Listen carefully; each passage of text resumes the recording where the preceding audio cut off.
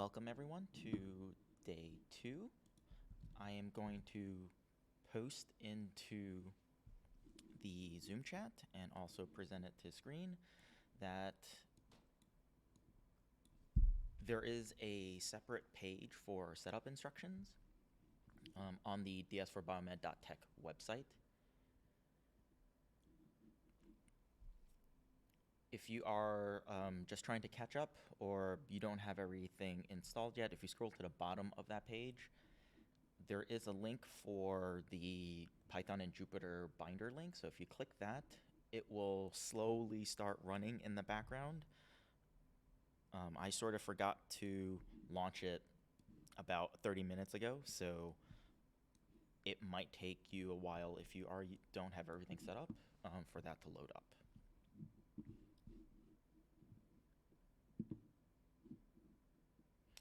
With that, welcome to day 2 of our Python workshop.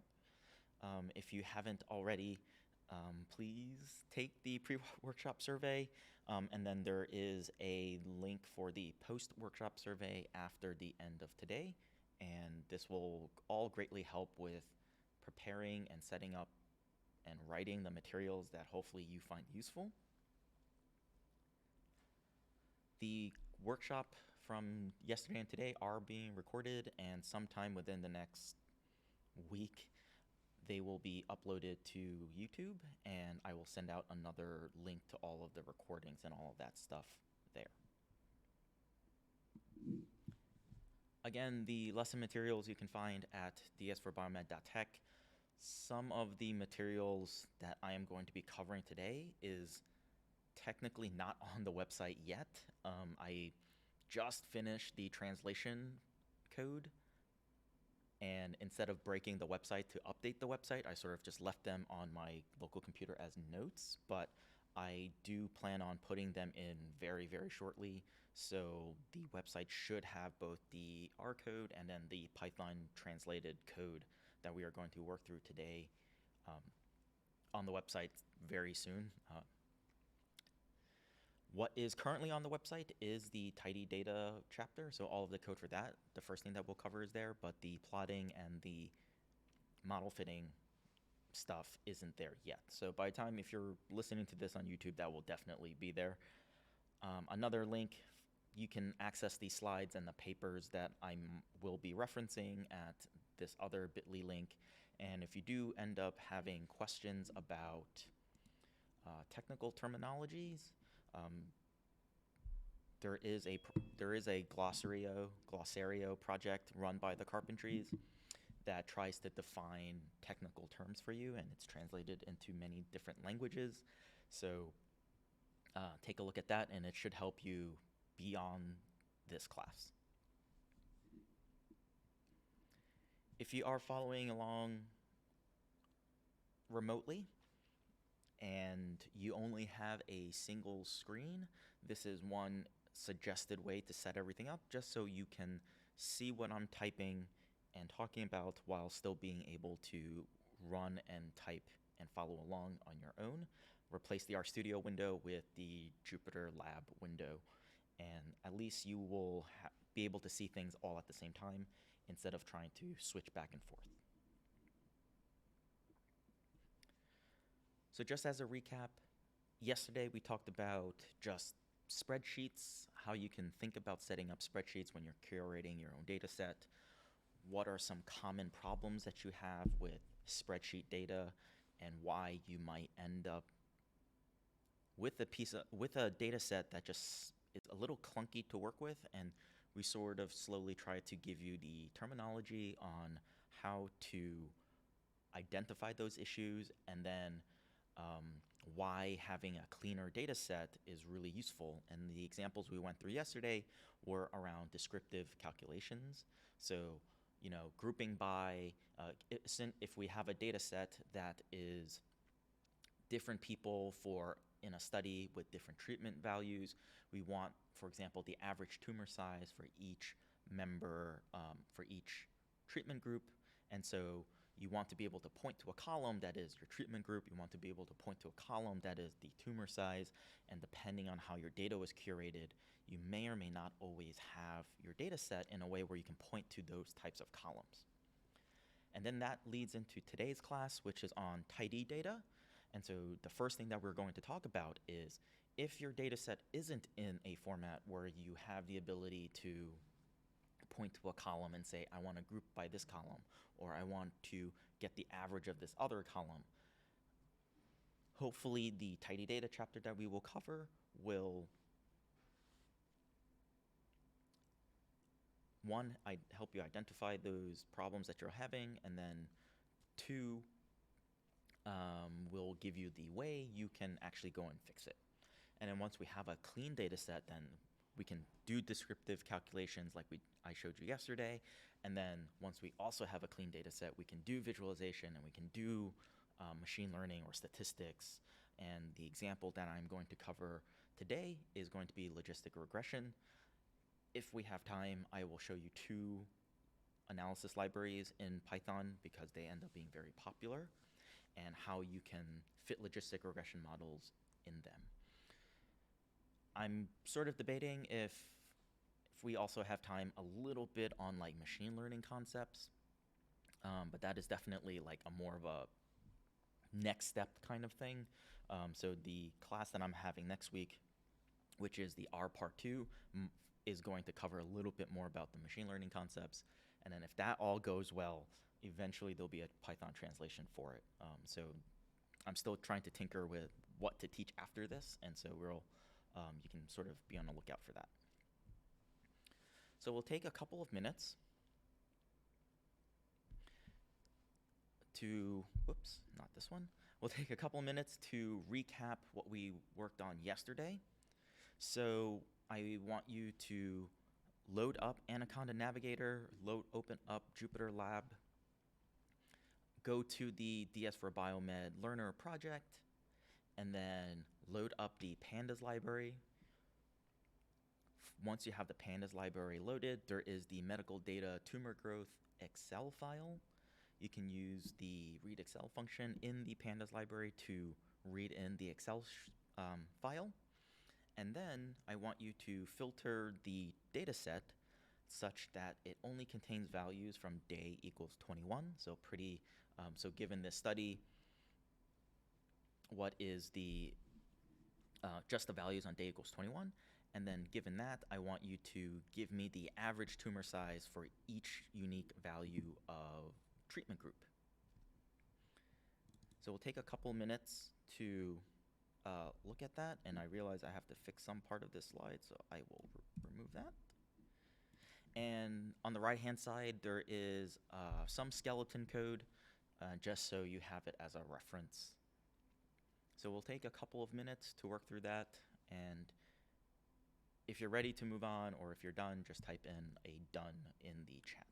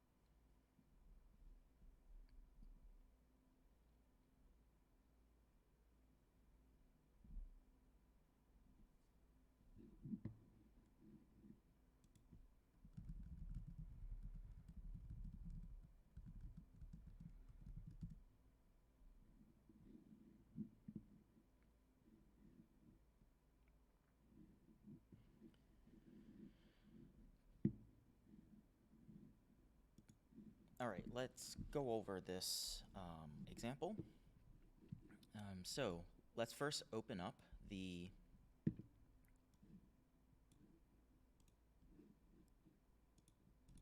Jupyter Lab instance.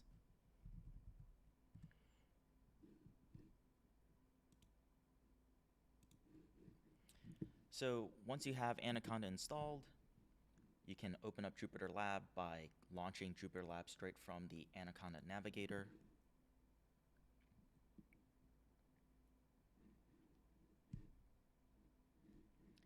Eventually, when this loads up, your default browser will open.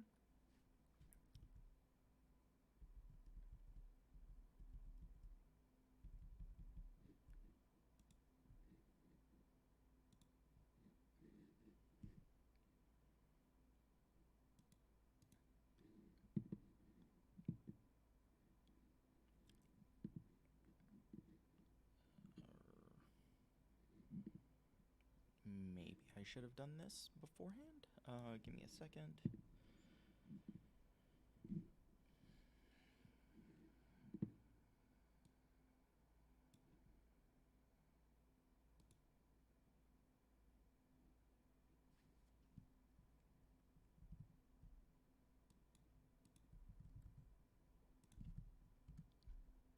All right.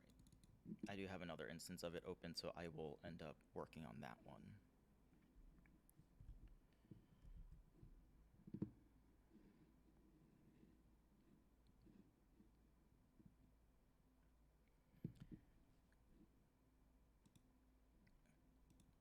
So once Jupyter Lab is open, you can click on this Python 3 button to open up a notebook, and we can rename this notebook. Let's call this, I ended up with 02 yesterday, so we can call this 03 recap. And the instructions were, let's open up or load up the pandas library. So we can say import pandas as PD.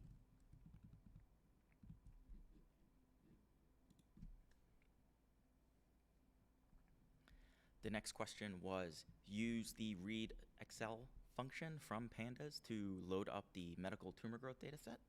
So we say PD, the pandas library, open this library, use the read underscore Excel function. It's a function, so there's round brackets. In round brackets, we have a set of quotes, and in here we put in the location to our data set. So it's going to be in the data folder, and then the medical data tumor growth.xlsx. And then we're going to save this to our to a variable called tumor. And I realized that the skeleton actually still had the R code, which was a less than dash instead of the equal sign. So we can say tumor is going to be the contents of this Excel file. And if we look at just the tumor variable, so we can run all of these bits of code using Control Enter or Shift Enter to execute these lines of code. If we just look at the tumor data set, you can see that we get a little first 5 rows and last 5 rows of our data set for our tumor data set. And now we can just work with our tumor data set. So the next part of the question was filter the data so it's just values of day equals 21. So we have a day column with a capital D. So looking at the tumor data set, how do we subset rows? Yesterday I showed you LOC. And then using LOC, we can say tumor data set, subset it such that the tumor day column is equal to 21. If I run that, you'll see that if I just look at the day column here, they're all values of 21. And you can also see that there's much fewer rows because this is a smaller subset of our data. Next part, given this, calculate the average size of each tumor for each unique value of group. So this is a group by operation.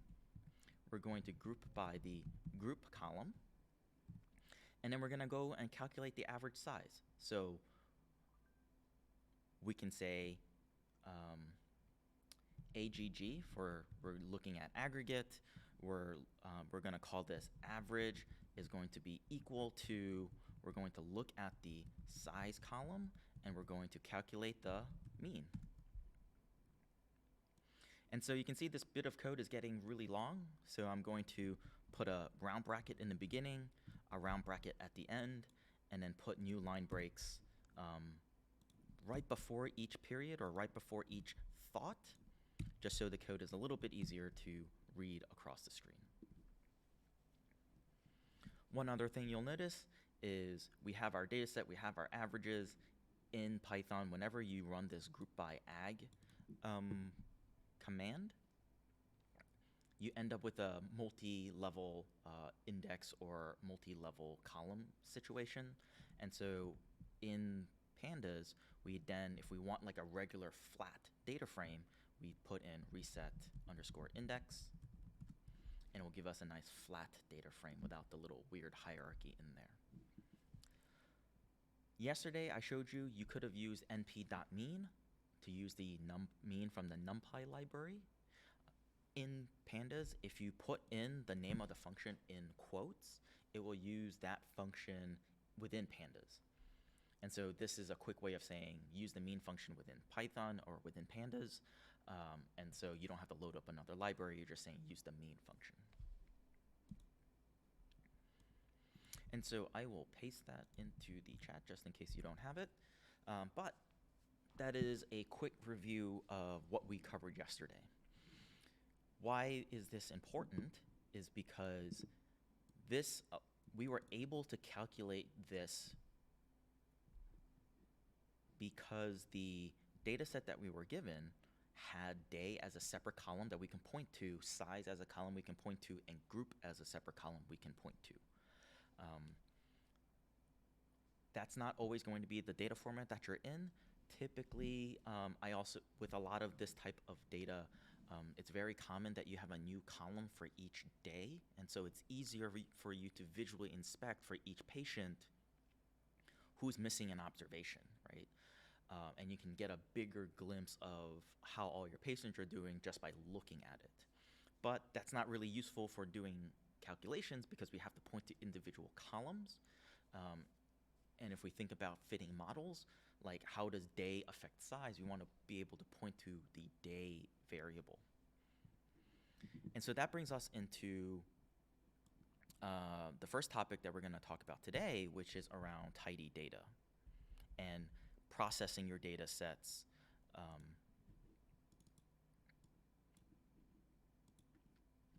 to make them clean. So we're going to formally define what does it mean to have a clean data set, and then work with a clean data set from there.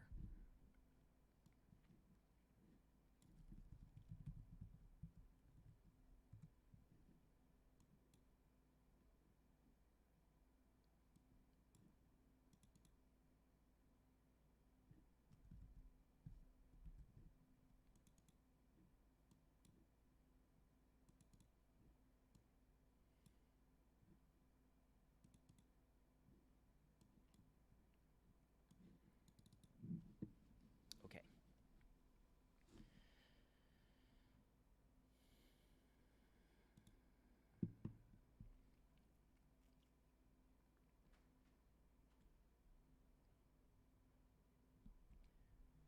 So now we're going to talk about tidy data. It is pretty much the first topic around data wrangling or data processing. So this is a figure drawn by Alison Horst again, and we are now entering the realm of processing our data set, because not every single data set that we're going to be given is ready for some kind of analysis, or certain analyses require data in one format or another, or maybe you are manually curating and inputting data, and so that's not exactly the same format that you need for your analysis. So what we're going to do is we're going to walk through Hadley Wickham's tidy data paper. It's a paper that was written in 2014 some of the definitions sort of moved around. They're all still there, but this paper, there's a little bit of differences between how they more formally define tidy data and what does it mean for data that needs to get stored in a database. So there's like two different things that need to happen. If you worked with databases before, you know that the first thing that you do is probably go and combine a bunch of tables just to get your single data set. And then once you have that data set, you go and make it tidy. So databases actually need data or should have data that is normalized. And that is sort of like data that is used for storage and not necessarily data that's used for analysis. So right now we're just talking about how do we get our data set for analysis, and that's what they're going to be defining for tidy data. So in this paper, they give us a mock study or mock data set, and you can see here every single row represents a person, and then we have a column for treatment A and a column for treatment B. And this is nice if you're manually curating data. If you have more people or more patients, you can add them row-wise, and then whatever treatment A, treatment B value, like if it's like I forgot the name of the study, but if they start swapping, if you go on one and then you swap to the other and you go on the other and you swap to one, that study design, you'll very quickly be able to see like who's missing a value or not.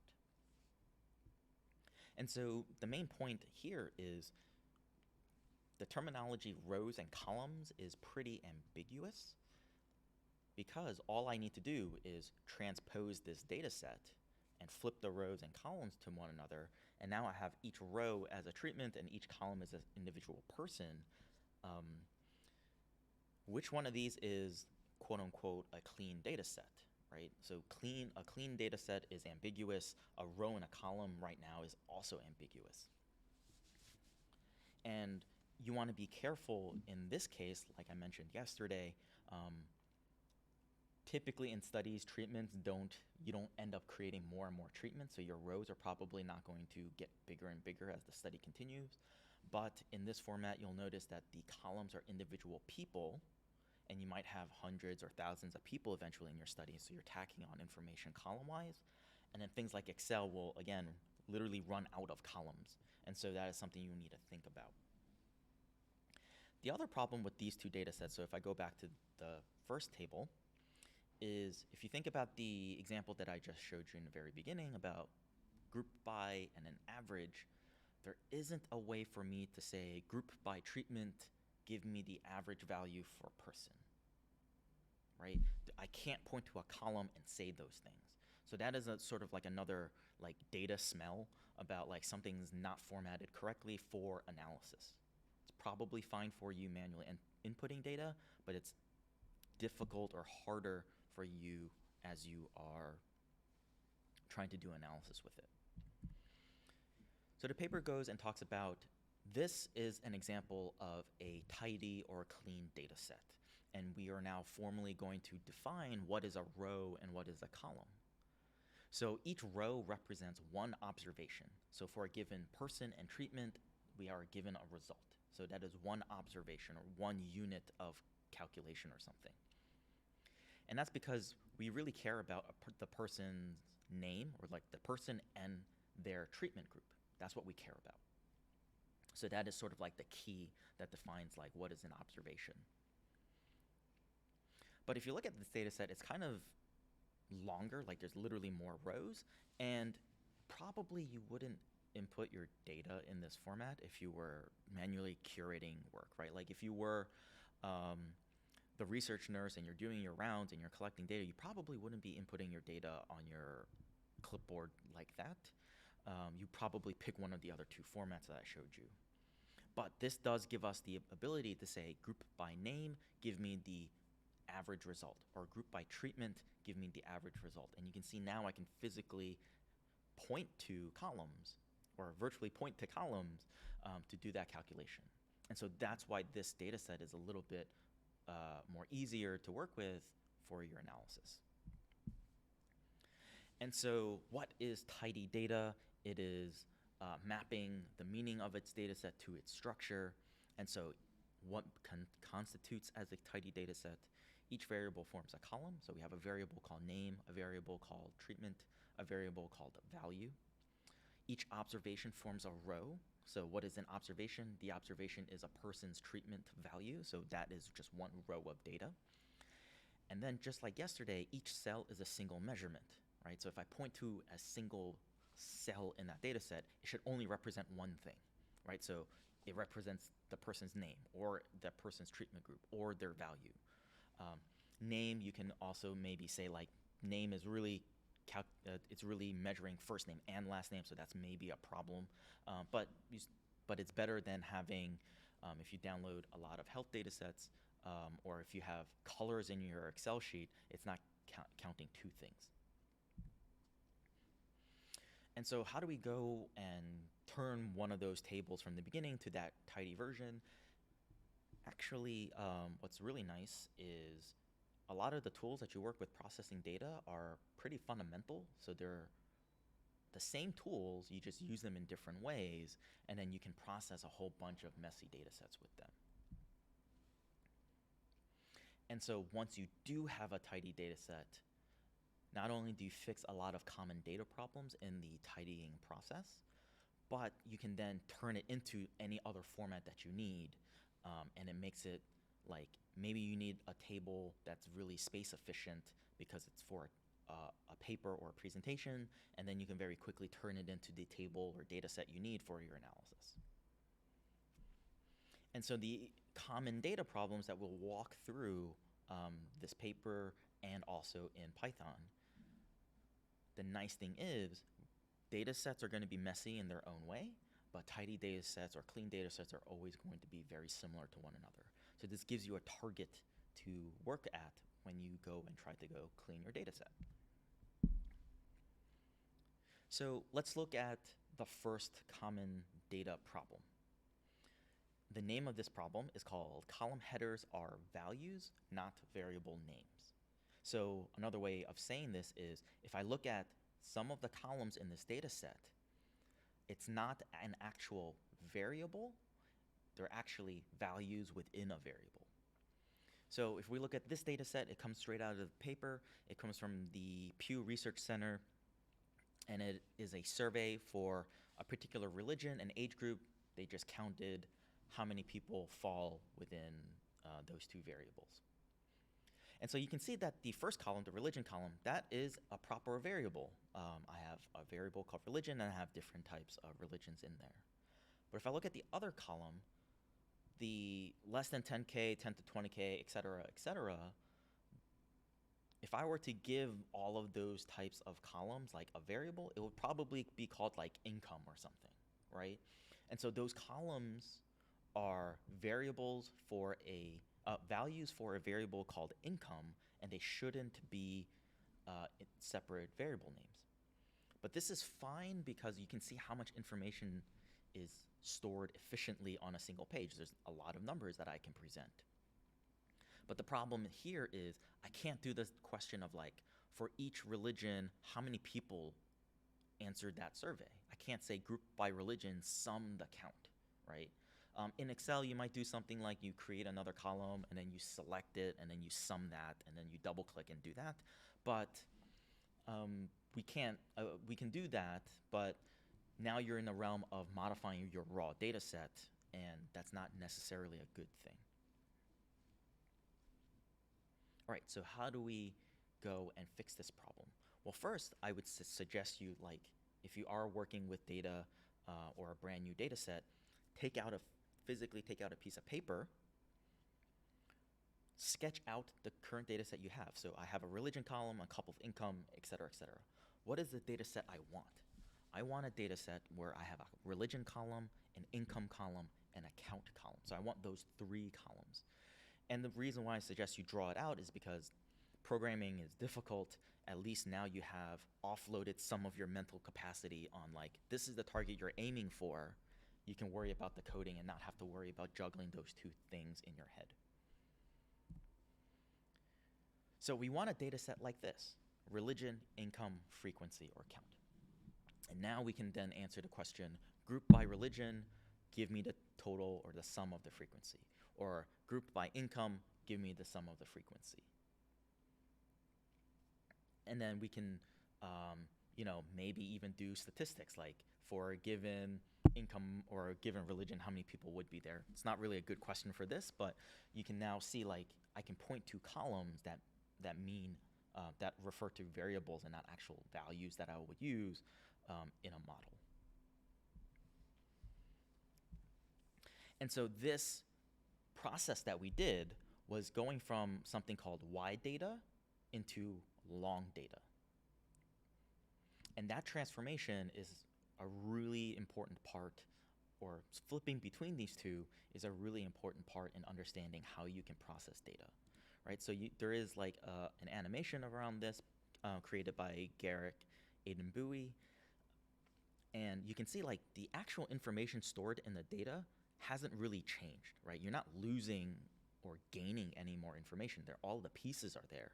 But now you have the ability to point to individual columns, right? And so you can see like there's less cells in the wider format. And so it's very space efficient, but the longer format in this example is what we need for analysis. So let's go back to our Jupyter notebook. And let's create a new notebook. So I'm going to hit this little plus key on the top left corner, open a new notebook, right-click here, and I'm going to name this 04 tidy just to create another notebook. And because we created a brand new notebook, I'm going to import pandas again. And now we can slowly start loading up our data sets.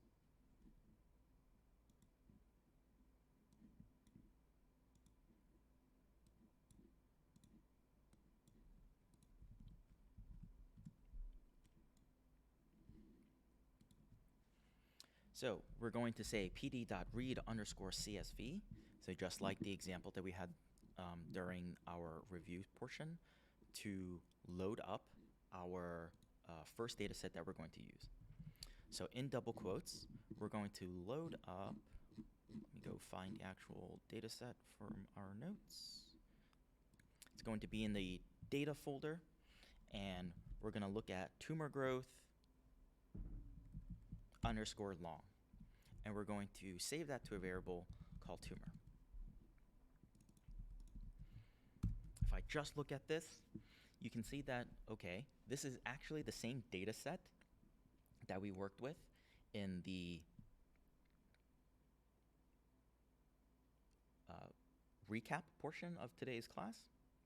But what I ended up doing was putting the day value of the data into separate columns, right? So again, this is really space efficient because for any given person, I can look across and see all of their values. And that's really nice if I'm trying to spot check or manually input data. But we have that problem, which was the columns in this data set are 0 to 28 days into the treatment, and that is a variable called days and not individual or separate variables on their own. So there are really good use cases for this. Like, for example, here I can say group by group and then give me the average of the 5 column. So I can still do something like that.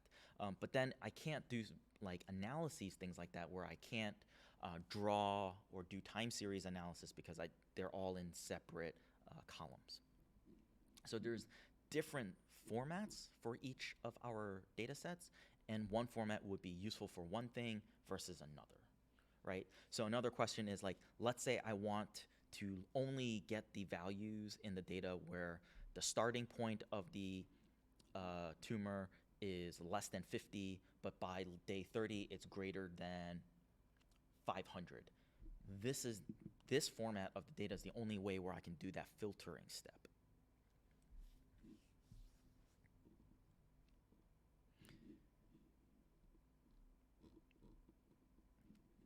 All right, so now that we have this tumor data set, how do we go and go from wide data to long data in that figure? So in pandas, or a data frame, knows of a function called melt. Why is it called melt? It is named after an older function before tidyverse was a thing in the R world. Hadley Wickham created a package called reshape2, and in there was a function called melt, and pandas was modeled off of that. The other mnemonic that you can use for melt is when you melt something, it becomes longer, and so that is the mnemonic for turning data into long format. So melt is the function to do that pivoting step in that direction that we want. If we put our cursor between the round brackets and hit Shift Tab, you can see this is how we can ask, these are all of the inputs to that method, that melt method. The thing that we're going to be concerned with is this variable called idvars. So how do we use idvars? If you look at our data set, and if we picture what is the final data set we want group, GRP, ID, day, and then size, right? So those 5 columns. Of those 5 columns that I just mentioned in the clean data set that I want, group, GRP, and ID were the ones that are consistent or stayed there for on both sides. So those values or those columns that I do not want to change go into the ID vars parameter. So I say ID underscore vars is equal to what are the columns that I do not want to change. So in here, using square brackets because I'm trying to list multiple columns, I put in group, GRP, and then ID. And now if I run this, all of the variables I didn't specify got pivoted down or melted down into a column called variable, which represents the day, and value, which represents the tumor size. So since we're in the process of cleaning our data, let's change the default names here. So in ID vars, there's 2 other parameters, one called var underscore name. And so this var, what are we going to call this? We're going to call this day with a lowercase d, and then value name is equal to size with a lowercase s, right? So yes, the original data set has capital letters. In general, you want to try to use lowercase letters because you're inevitably going to forget. And so now you can see we just pivoted or melted our data from wide to long. And since this is the data set we want, we can say tumor underscore tidy equals that value, and now we have this data set. So we can now either save this out to an Excel file, because now we can do other things. If you need to move it to another piece of statistical software, you change your data set and then you can pass it along. The other thing that we can do now is we can say, group by group,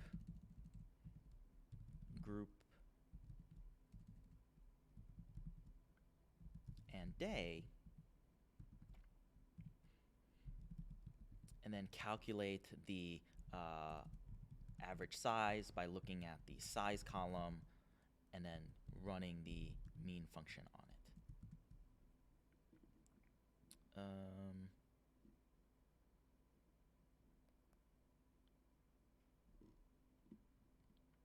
Oh, it's capital G. And we can now also say reset index underscore index to get a nice flat data frame. And now we have for each unique combination of group and day, the average tumor size there. And now we can quickly compare how everyone is doing in our study.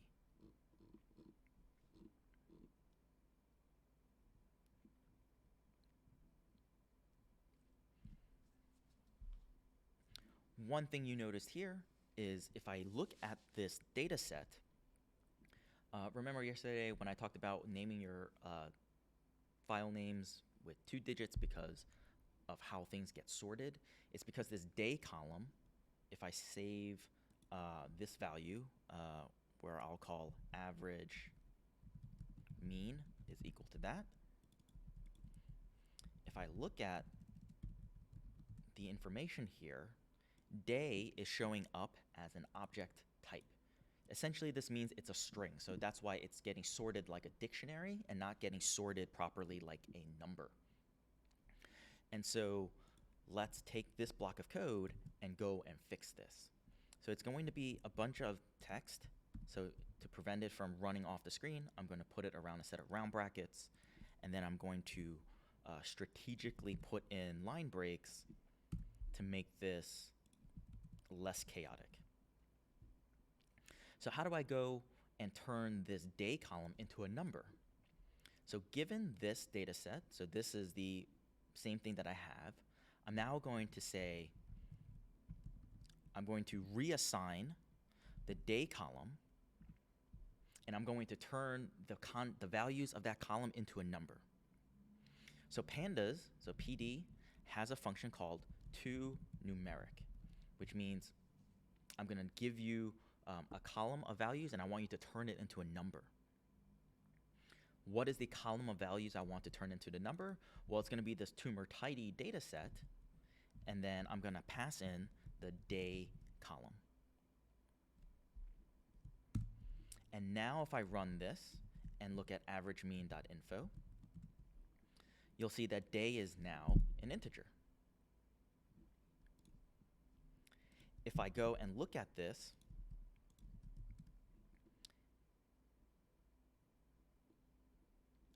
if I look at this, trying to get more rows out of this. Give me 1 second.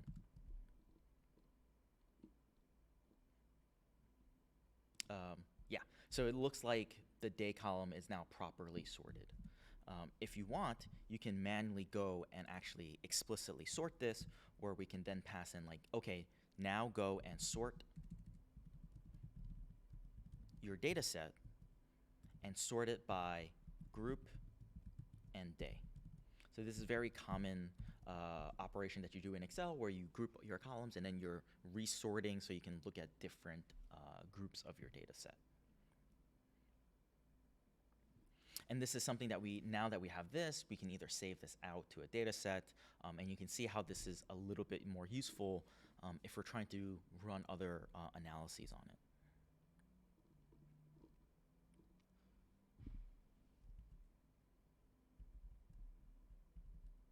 All right, so this pivoting notation is a very core component to cleaning and processing your data set. So what's another common data problem that we'll have? Well, one problem that we end up getting is multiple variables stored in a single column. So this is a format of data that you get a lot when you're trying to download data from the government. A lot of health data sets come in this format. And again, it's because it's very space efficient. So this is tuberculosis data for a given country and year. And then all of the other columns, this stands for males age group 0 to 14, males 15 to 24, to males unknown. And it goes the same thing from female 0 to 14 to female unknown. So that's the data set. The problem with this data set is, let's pick any one of these values. So like I'm looking at this 130. What is that 130 representing? Well, it's representing the country code AM in the year 2000, but it's also counting males age 25 to 34. And that's how many people fit in that group for that country and year. And so remember, one of those points in tidy data where each cell should only contain one value. Well, that 130 actually contains two variables in there. It's counting its gender or sex, male or female, and it's also representing the age group.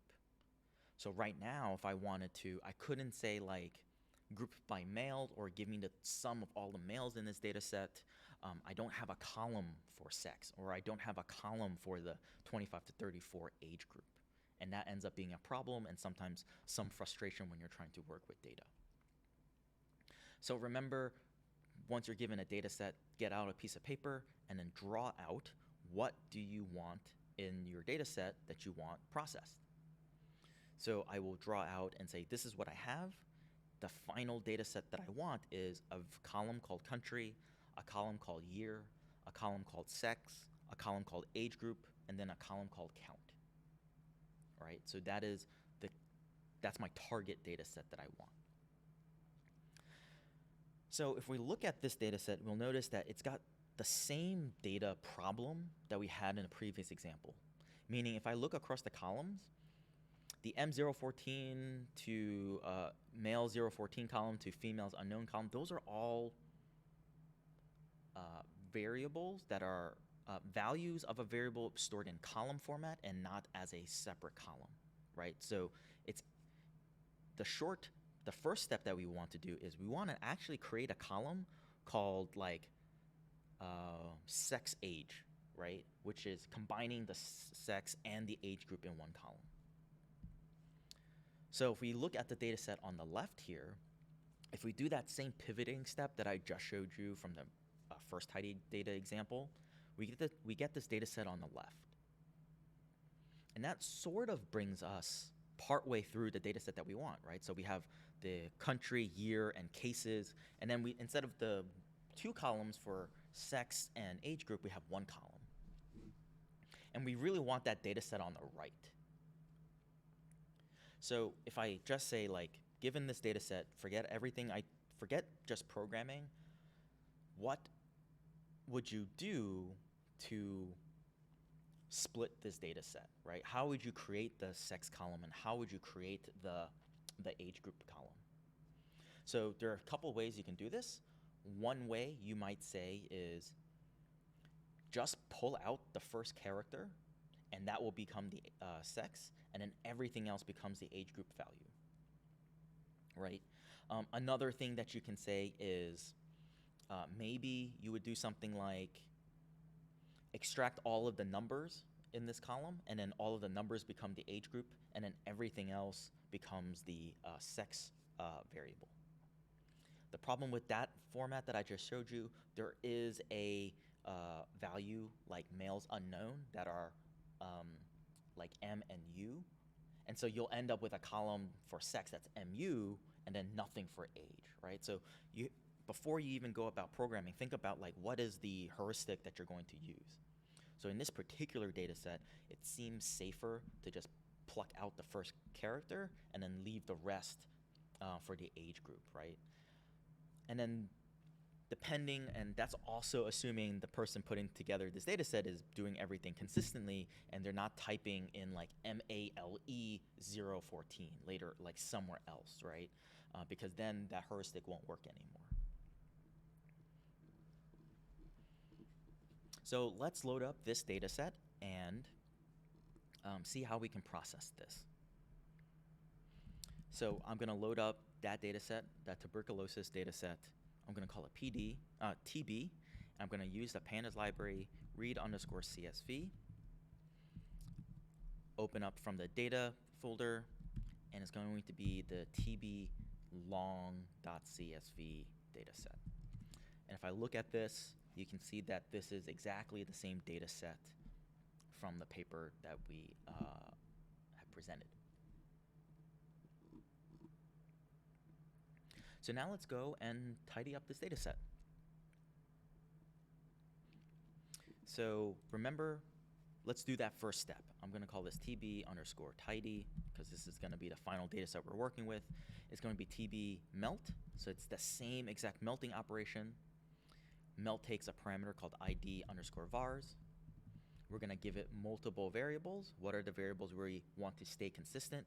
It's just going to be the country column and the year column. Everything else we want melted down. So we have country and year. If I run this and then look at this data set, you can see if I go back to the paper example, I just created that table on the left where I have country, year, variable, and value. I can clean this up a little bit, so I can call this, I'm typing stuff off the top of my head.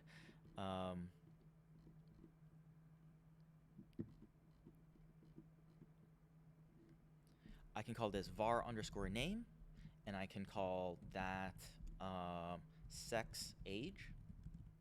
And then this part here is going to be value underscore name, and it's going to be count. If I run that, you can see now I've renamed those columns. All right, so remember the heuristic that we were going to use is we were going to pluck out the first observation and make that the sex column, and then everything else we're going to make it the age group column. All right, so what is the variable that we're interested in? So we have tb underscore tidy, and the column that we're going to be processing is this sex underscore age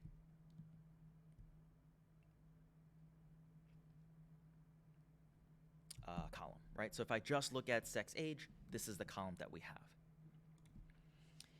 In Python, if we look at this column, so it's a column, technically it's a series because of the information that we're given, and because we're using single square brackets for subsetting one column, we get a series object back. Given a series, if that series is an object type, so strings like M014 as literal strings, right? And compare that to like 0 to integer. If we want to process strings in a column, there is an accessor method, so to access all of the built-in string operations that Python has.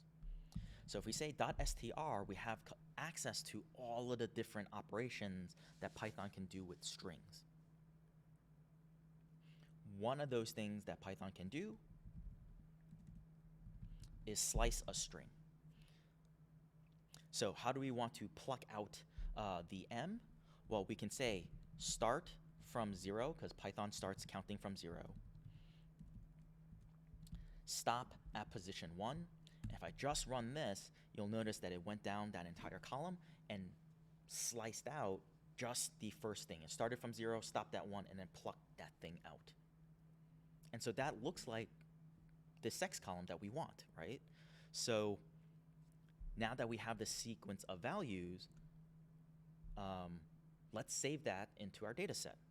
So how do we create a brand new data set? I showed you before, we can use the assign function if we want. Another more common way that you'll see it is, if you remember the syntax for selecting a column, the way you create a new column is essentially you pretend it always existed and you select it that way. So if I pretend that the sex column exists and assign that sequence of values, you'll now see I have this sex column that got created. So I'm going to repeat this process for the other component, right? So I said pluck out the first thing, and then now I want to pluck out the rest, or slice out the rest. So I'm going to copy that line of code. I'm going to create a new column called age underscore group. And that's still going to be the sex age column, but instead of starting from 0 and stopping at 1, I'm just going to say start at the position 1 and then go to the end, so I don't have to specify the end position. And now if I do that, it's going to select everything else, and I'm going to assign that to a new column called age underscore group. And so now I have a process data set here. I can now say group by age, give me the total count, right? I can do more things with this data set because now each one of these counts are not completely fixed to this sex age column. I can now do more things with just the sex and just the age group.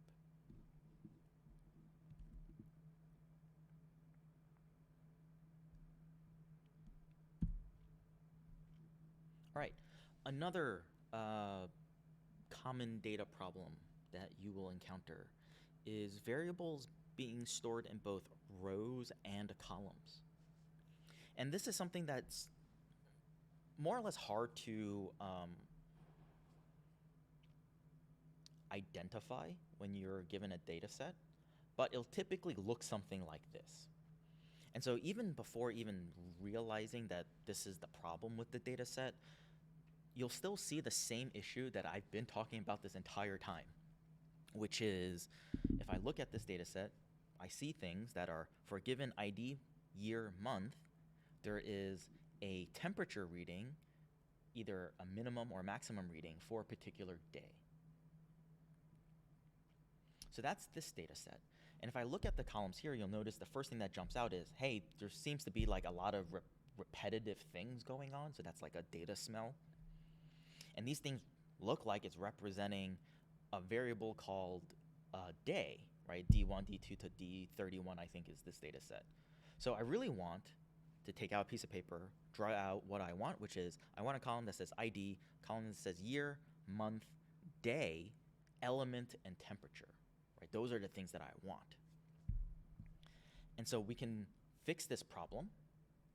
Let's just do that first thing that we identified, which is a melting operation. So we use melt again. And then we get the data set on the left here. So it's very similar to the previous example where we identified a melt operation, and then we'll see how things work from there. Maybe this is the data set that you want. It's very easy to say group by date, group by element,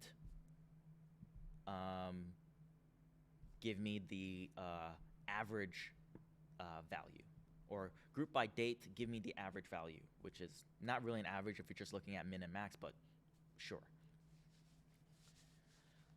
So that is the data set, but what is the actual issue here? And how do we go, and why is the version on the right more or less correct, or more or less tidy? And if you think about your unit of observation, we care about the day's minimum and maximum temperature for a particular site. So our, like the thing that we really want is for a given site and date, give me those two readings. And so how do we go from the version on the left to the version on the right?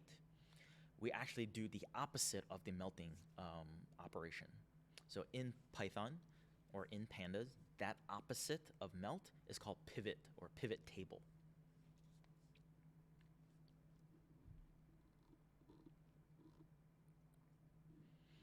How do you know it's, so we fixed the first problem, which was variables being stored in columns. So that's what the melting operation fixes. How do you know that variables are being stored in rows? What is the other code smell?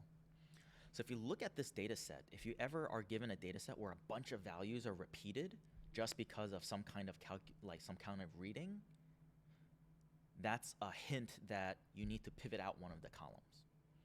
So because here you see like ID and date, they always seem to be repeated, and they're only repeated because it's trying to give you a separate row for each of these readings. That is one of the hints that you need to do that pivot table operation.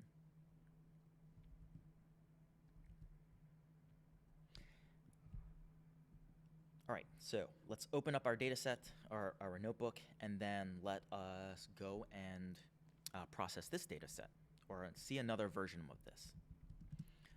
I have a data set in here that is CMS data, so this is Medicaid data, Medicare data in the United States. And if we open up CMS utilization,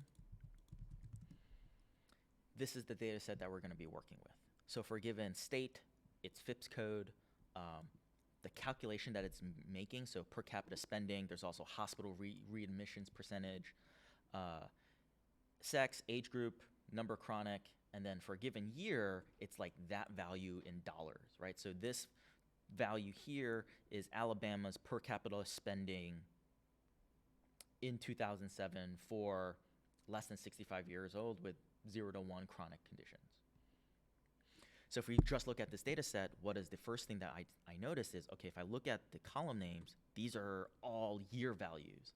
And this is, this is a good format of the data set if it's in an Excel sheet, because you can very quickly find things and compare across time. But it's not useful for an analysis, or we can't say group by, like, what is the total per capita spending for everyone in 2007. We can't say group by variable, group by year, et cetera, and then calculate the value there. So that operation is a little bit harder. You can still do it, and in Excel you can definitely do it because you can just click on cells to make a calculation and make a one-off calculation, which is not something you want to do because you're modifying the raw data set. So let's fix this first problem where I noticed that, hey, this is a year thing. Let's fix that problem first. We know that that's going to be cms.melt. So it's the first thing that we're going to do is this melting operation. And remember, melt takes ID vars and then all of the columns that we want to hold stable. There's a lot of columns here that I need to specify. And maybe I don't necessarily want to type them all in. So if I look at cms.columns, so this is how we can get the column names of our data set. It gives us the columns. And luckily, we can literally copy and paste the values here. So I can hold shift and right click and get the regular copy prompt. If you try to copy originally, you'll get like the copy prompt in Jupyter Notebooks, but you can right click, copy, and then paste in there. And now those are all the variables I want to hold consistent. The next thing I can specify is var underscore name, and I'll call that year. So when I pivot it down, it'll be called year. If I just run this now, you'll see that I now get a data set. It's got fewer columns, so it's in longer format, but now this is closer to tidy data. And so now, remember when I said, if I look across rows and if a bunch of things are repeated, that's sort of a code hint or like a problem that's going on. And you can see here, if I just look at, and it's showing me down here, you know, a bunch of information is getting repeated, like between this row and this row, and it's because of this per capita spending, right? And so that's sort of the hint, like maybe this column called variable needs to get pivoted out. And so let's go and do that. So I'm going to call this CMS long, CMS underscore long is going to get that data set. And now I'm going to do the opposite notation. So if I just look at columns, you'll notice I have fewer columns in this data set. And so now I'm going to run this pivot function. If I put my cursor in here and look at Shift tab, pivot takes in a parameter called index, columns, and values. So index is just like that ID var. What are the columns that you want to hold consistent? So I run columns again because it's easy to copy everything.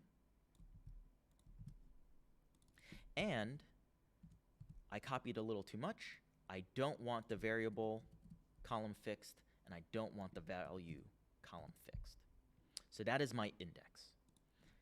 When we do that pivoting operation, and if I go back to this diagram here, I've specified ID date as the two columns I want to hold consistent, the index. When I do that pivoting operation, I have to specify two other columns. What is the column you want to pivot out? So in this original example, it's going to be element. And when it does do that pivot out, what is the column it's going to use to populate those values? So that's what those other two parameters are. So I also now need to specify columns is going to be the variable column, and then the values is going to be the values column, or value, I think, or not, or did I spell something wrong? Values.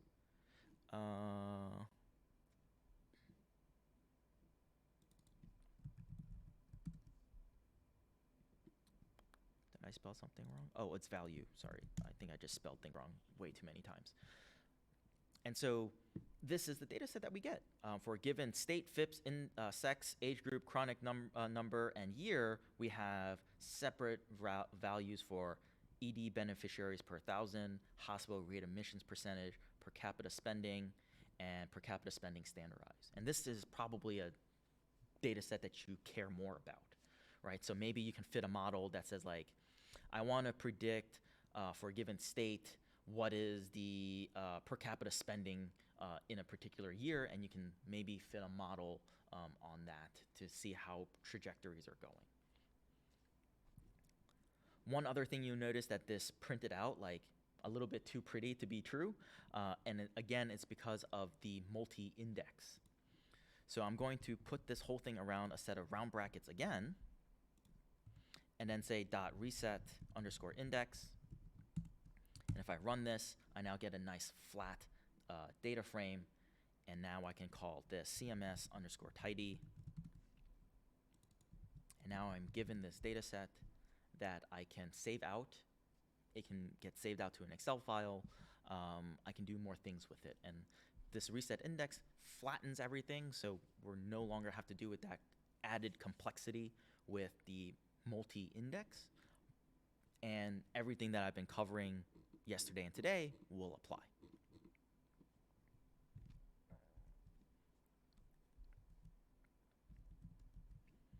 All right, so those 3 points, or those 3 things, are actually the most common data issues that you're going to have. You're either going to do a melting process and then do something else to process an individual column, or you're going to realize that you need your data set pivoted in the opposite direction in order to process a column, right? So those are the overall general steps that you need. Everything else are going to be like, you know, the devil is in the details. So when people talk about like, oh, it takes so long to process data, it's because like sometimes you're gonna have like free-form text. How do you process that? That takes a lot of time and thought. But as long as you get your data set formatted correctly, processing those columns are gonna be easier, because at the end of the day, you wanna point to actual columns. I want to process this column. I wanna process that column, right? So that is the reason, or that's the doing those 3 data cleaning steps, or identifying which one of those 3 apply to you, will fix a lot of your initial data problems and get you into a tidy data, a data set that's tidy, and then it's easier to visualize and fit models, et cetera, et cetera. Right, so do make friends with tidy data.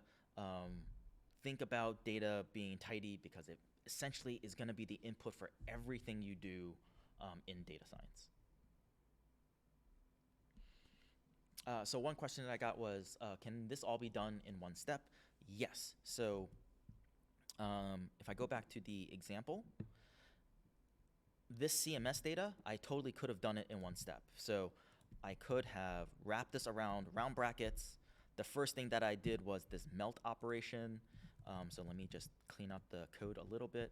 And then the next operation I did was this pivot and reset index. So I can put a enter there, pivot, and then reset index. And you can do that all in one operation. And then you can also say CMS tidy is equal to that. So you can. You don't have to. If you're starting off, if it's easier to save your intermediates, just so you can look at it and figure out what's going on, because if you try to write this all in one go, and chances are you're going to make a mistake, and you're not going to know which part of this pipeline your mistake is in. So I also almost never would write something like this in one go.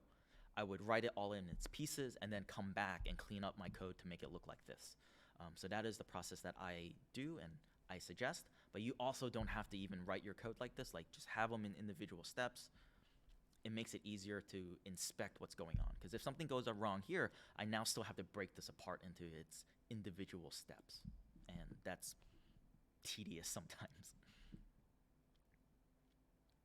There is one other function called pivot table instead of just pivot, and that happens with, if I, for example, I take a temperature reading of this room, and someone else takes a temperature reading of this room, and you want to do that pivot. Well, when I go and pick the column for the values, there's now 2 values that go into a single cell. So the pivot table gives you the option to say, no, if you are given 2 values for something, you can provide an aggregate function. So do you take the mean? Do you take the minimum? Do you take the maximum? Do you take some geometric mean. Maybe one has a weight, bigger weight than the other, et cetera, et cetera. So there's an analogous function. If pivot doesn't work, it's probably because you have duplicate readings in there, and you're going to look into the pivot table function. And by default, it takes the mean. And that's usually what people want. But that's just something for you to keep in mind.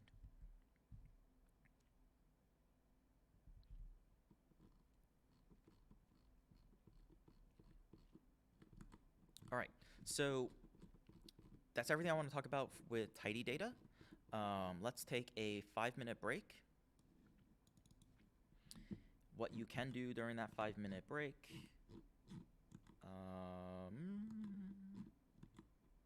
Where is the...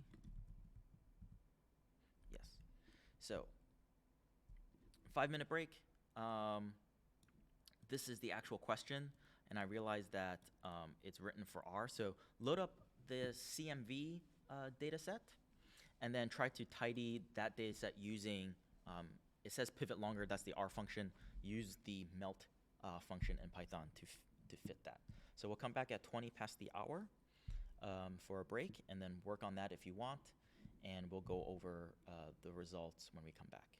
And then from there, we'll go into the next topic, which is on plotting.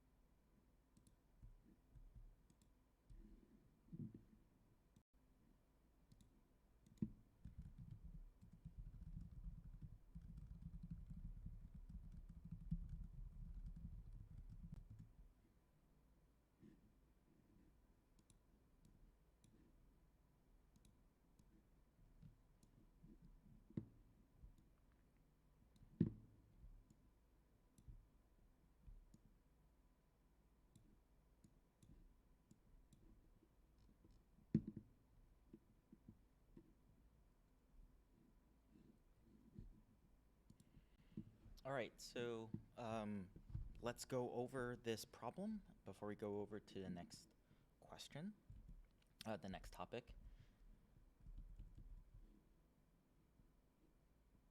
So it says to load up the CMV data set and then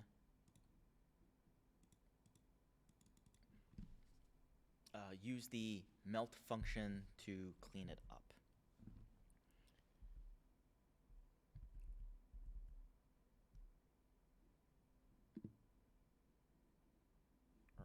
Which one is this? It's this one. All right. So how do we do this? So we can say pd.read_csv data slash CMV.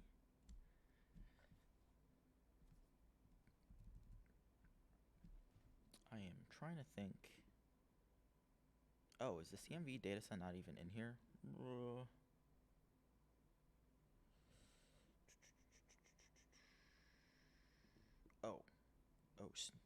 okay. I guess it's not in here.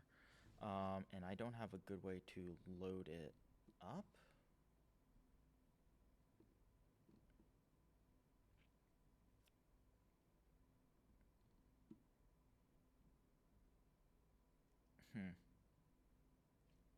I can't really go through this example right now.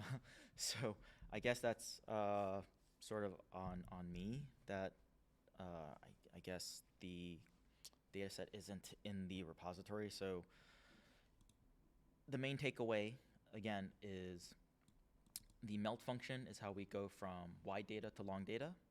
You provide, the only thing you really need to provide is this ID vars column, and those are the columns that you want to hold consistent, and then everything else will get pivoted into longer format.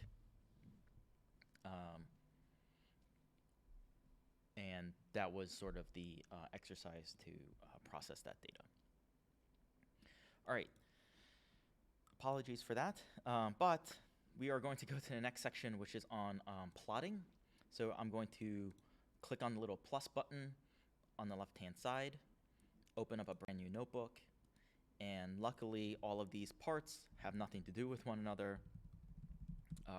So we can create a plotting notebook to go through plotting.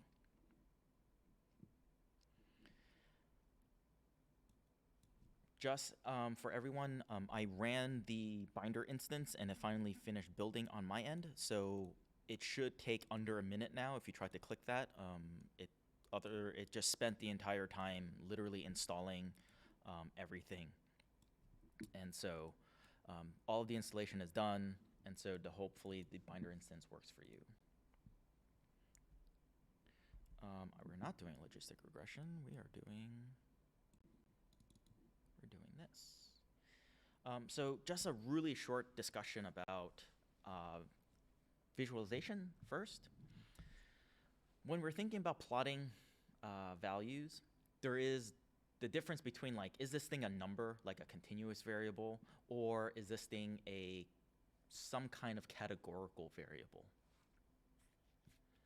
And for the most part, I think like variables just fall into one of those categories. It's like either numbers that should be treated as numbers, or they're like numbers, but they're really treated as like groups. Like group 1, 2, 3 for the treatment groups shouldn't be considered like group 3 is bigger or better than group 1, right? So in that case, when a variable is a categorical variable, you have to be mindful of what type of categorical variable it is. Is it a nominal variable, meaning that there's no order in them? So very frequently, treatment groups are going to be nominal, right? So I have group 1 as the control group 2 as in like treatment 1, and group 3 is treatment 2, et cetera, et cetera. There is no order to them. Another example of a nominal group is sort of like gender. Like genders are just different. There's no like ordering of which gender is better than the other. That ends up being a huge social issue if you try to make it ordered. So those are nominal variables. Then you have stuff like ordinal variables. So Likert scales or Likert scales have an order. You might have like rate this how do you rate this product on a 5-star scale, right? 1, 2, 3, 4, 5. You might treat that as an ordinal variable because 1 is less than 2 is less than 3, et cetera, et cetera. In this case, you have like, how are you feeling today? Feelings are on, maybe you are modifying feelings on some kind of linear spectrum, and there's an order.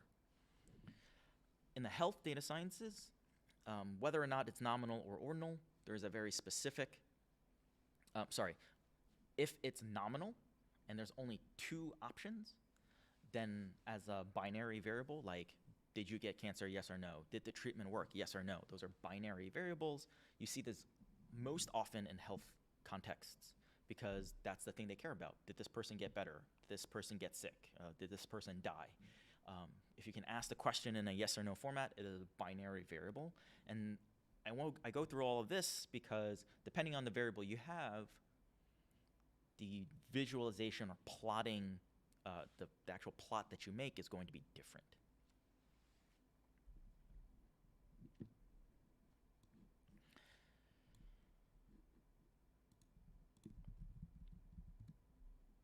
The plotting library that I'm going to talk to you about in Python is called seaborn.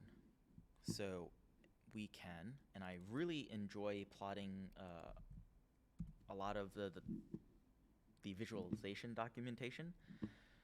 So if we Google seaborn and look at the first thing, or if we go to seaborn.pydata.org, we can either click on the gallery, but if you want, the API link on the top is how you can figure out all of the different plots you can make within seaborn. The gallery is nice because it shows you everything that you can make. So scroll down until you see something that roughly looks like what you want to do. And then let's say this cluster map looks useful. Here's that. And then here's the code to make that cluster map, right? Some of the things that we have talked about, this LOC is something we've talked about. We're going to talk about making the plots. And so a lot of this stuff is going to be plotting specific, but you'll still see bits and pieces of the pandas library that we talked about. If the gallery is a little bit too overwhelming on the API page, this is just the page of all of the different plots within this library. So let's say, for example, the first plot we're going to make is a box plot. Or sorry, not a box plot, a bar graph. So a bar plot or a count plot. I'm going to show you count plot first. So count plots are bar plots, but you use the library to do the frequency counting for you, versus the bar plot is you have to do the group by sums first and then you pass it in. So in count plot, this is the documentation on how you can use it. It's going to be overwhelming. So if you keep scrolling down, you see all of the different plots, styles of the plots that you can make. So scroll down, see something that roughly looks like what you want to do, stop, and then here's the code used to make this plot. So it's using the Titanic data set. And if we want to make the count plot, here's the code for it. It's literally a function called count plot.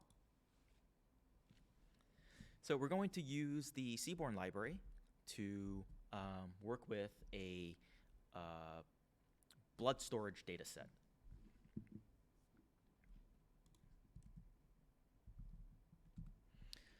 I just uploaded this data set a couple of hours ago when I realized that we're in Python world and not in R world.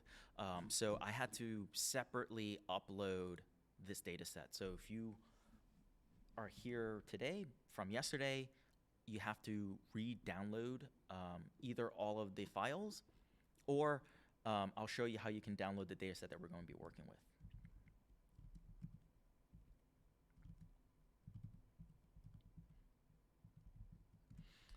So this is the link where I said you can download all of the contents in here. And I will just say and I'll just give everyone the link to it.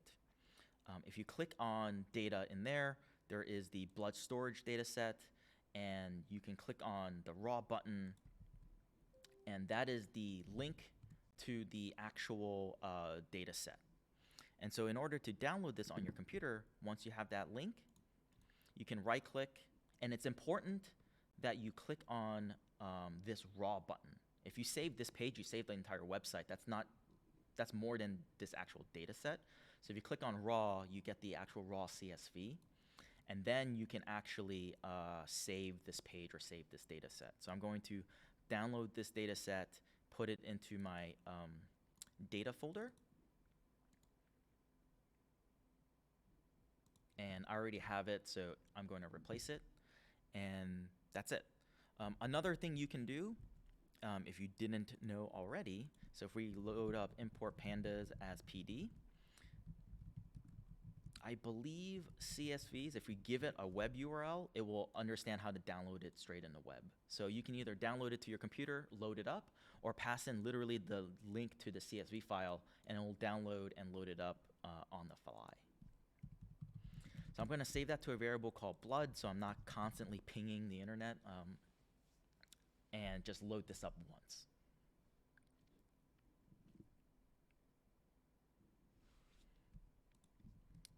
And if you did download this down to your computer, you would end up writing something like PD read underscore CSV, and then I saved it in the data folder, and it's medical data blood storage, right? So both of those things will give us the exact same data set. And so a little bit about this data set. This is a retrospective cohort study of 316 men who have undergone radical prostatectomy and received a transfusion within 30 days of a surgical procedure, and has an available PSA follow-up data. And the outcome of interest was time to a biochemical cancer recurrence. So there is a column in here called recurrence, and that is going to be one of the columns we care a lot about.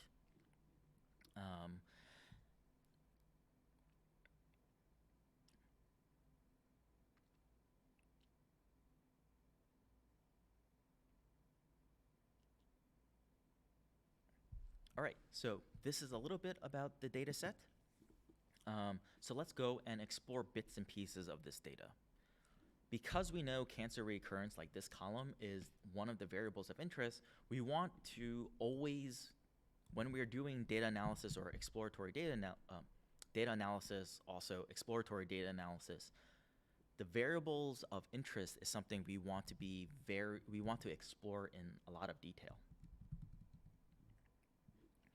So the thing that I care a lot about, before all of that,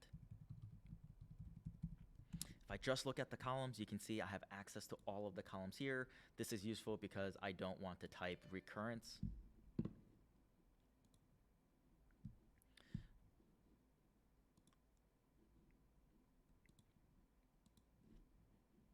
I don't want to mistype recurrence. So I'm going to select it on my screen here, hold the shift key, and then right click, and then you can get the proper copy prompt. So that's really important when you're working Jupyter Lab. Like, I don't think Control C works. Like, you actually have to shift right click to copy things.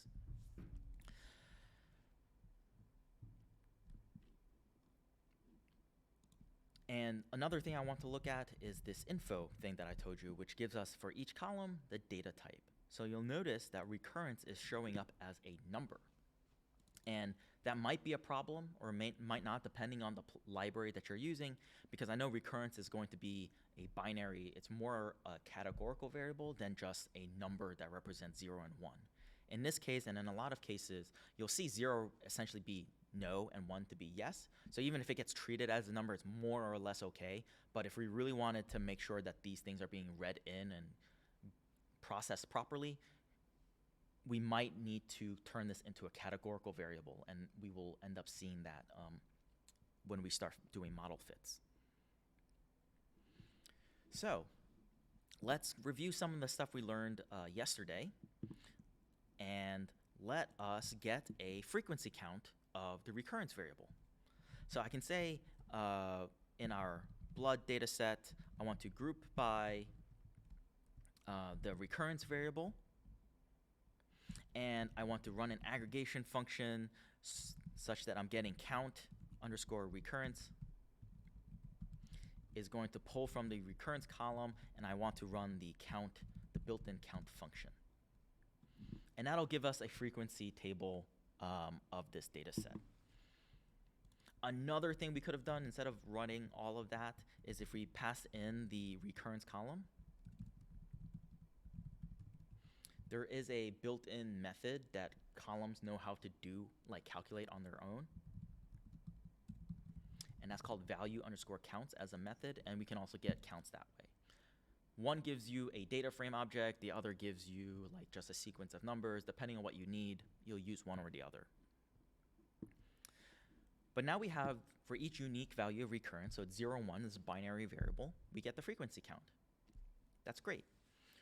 What do we get out of this count? So because this is a variable of interest, and eventually we want to do statistics on this, or maybe even fit a model, or maybe even a predictive model, something like that, this ends up being a problem. What problem exists? So you can see here, of the 300 people, like essentially like two-thirds or more than two-thirds,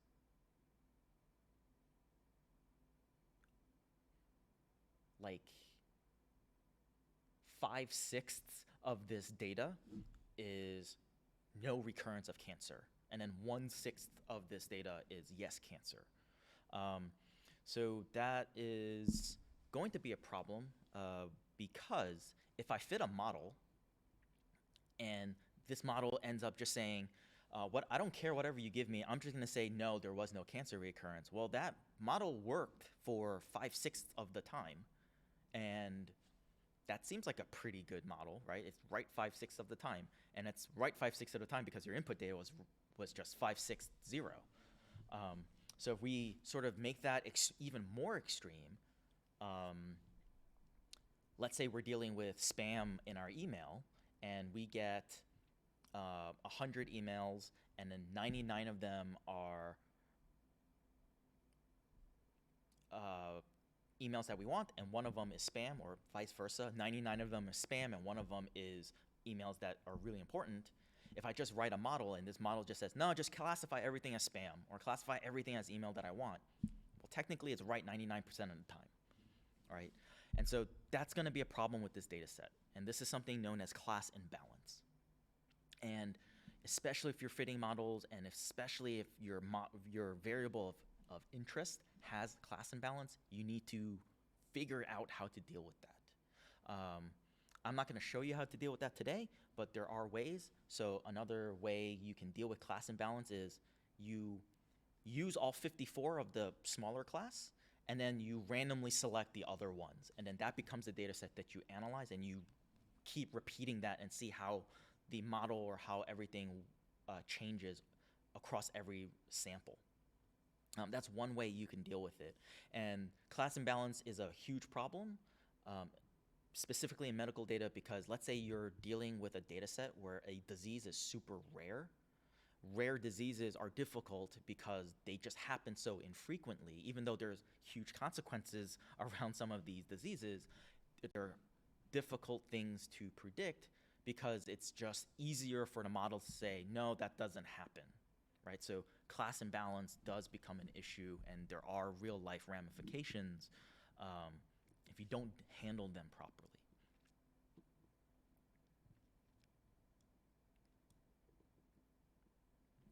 All right, so we have this data set. Let's use the seaborn library to like overemphasize and make the plots. So I showed you we can go to the actual gallery page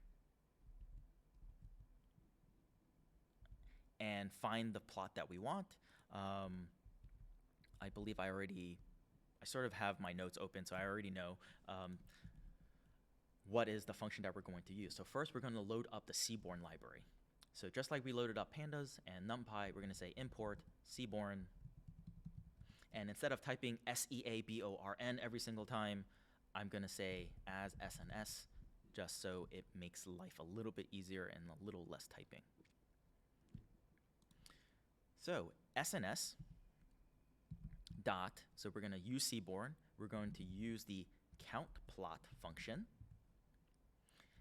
When we are passing in values in the count plot, we say X, on the X-axis we want the recurrence data set, and then the data is going to be our blood data frame. And then you'll see that it will create and do the frequency count for us.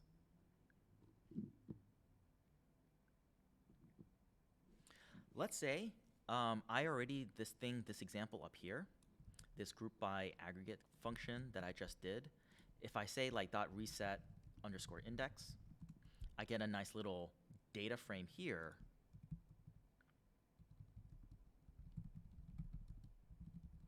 Let's say I want to create this as a data frame so I can either save this out, maybe this is something I can pass into Excel,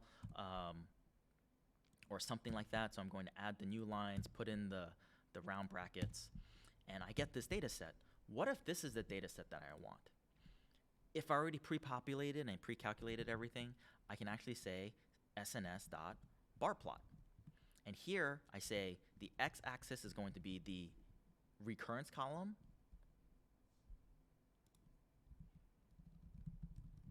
and then the y is going to be this variable called count recurrence.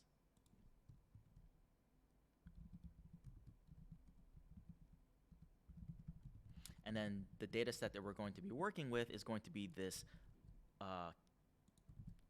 calculated data set that I just created. And that's how you can use bar plots if you already had the calculations, or you can use count plot if you haven't. So let's explore a little bit more into the seaborn library. So I'm going to look up seaborn.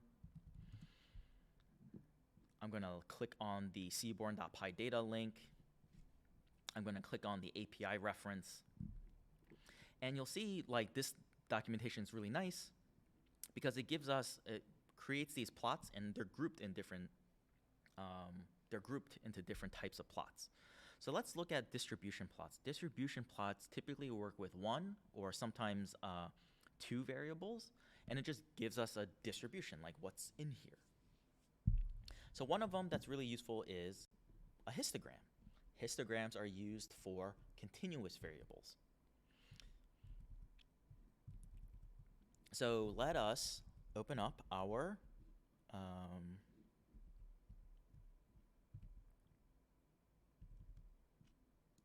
notebook, and we can say sns.histplot. If we want, we can click on histplot. We can see how we can use it. It typically takes in a data parameter, so we're going to pass in our blood data set, and then an X or a Y, and there's other stuff that we can do as well. Again, all you need to do is scroll down, see what you like, and then stop if you need to. So it says here, histogram, we pass in data, we pass in what column we want to pass in, and then that's it. So we can go back to our notebook, histplot. We can pass in our data is going to be blood, and then our X is going to be, let's say, age. And now we have a histogram for our age variable. So this is the distribution for age. Just looking at raw histogram distributions is not very useful because we want to be able to change the bin width or the number of bins. So if we want to change the bin width, like I want 40 to 45 as one bin or something like that, we can say bin width is equal to 5, and now we have bin widths of 5.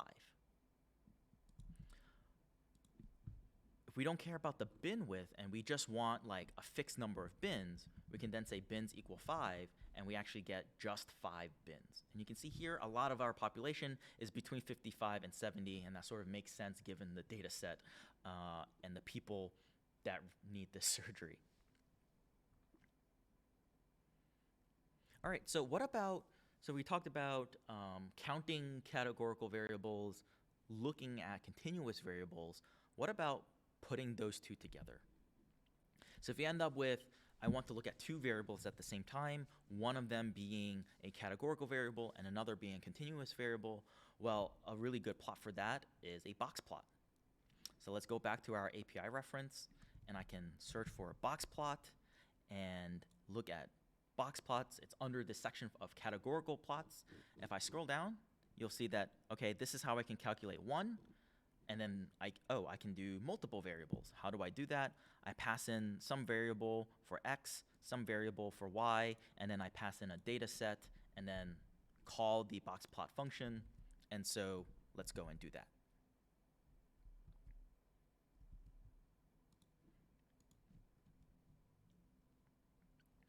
It's going to say SNX box plot. I'm going to say there is another variable in here called tumor volume, and it's a categorical value that gives you 1, 2, and 3 for like low, medium, high volume.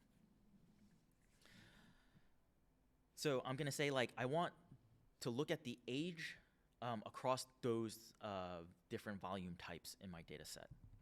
So I'm going to say X is going to be the volume type, Y is going to be the age data set, age column, and then the data is going to be this blood column, blood data set. And you can see like all of this also ties back to tidy data principles and everything I covered yesterday, because now I'm in the process where I can literally just point to individual columns, right? So if I had a bunch of values across time, like years, I could have also put how does something change across time, right? And so I want to be able to point to a column called year, for example, and that's where all of those pivoting steps come into play. So if I look at this, I get a box plot. I get a separate box for each unique value of tumor volume, and then the box plot gives me the distribution of the age. I personally, whenever I run a box plot, I also run another plot called violin. And you do that with violin plot, and it's essentially the same amount of information. You actually literally get the box plot in the middle, but a violin plot is, instead of giving you just the box plot information, it's giving you the histogram, like the actual distribution, and it's mirrored on both sides to overemphasize like the distribution. If, for example, you have actual normal data, this is gonna just look like a big bump, and it's sort of gonna look weird. But I like violin plots, and the reason why they're called violin plots, because if you have really skewed data, you can see it like have a bump and then taper off, and it'll look like a violin. And because of the fact that it's showing you the actual distribution and overemphasizing it, you're able to see if your data is more or less normal or not, right? So what is the skew of this data versus what is the skew of this data? I personally find the violin plot, if there is a skew, to be much easier to like visually see.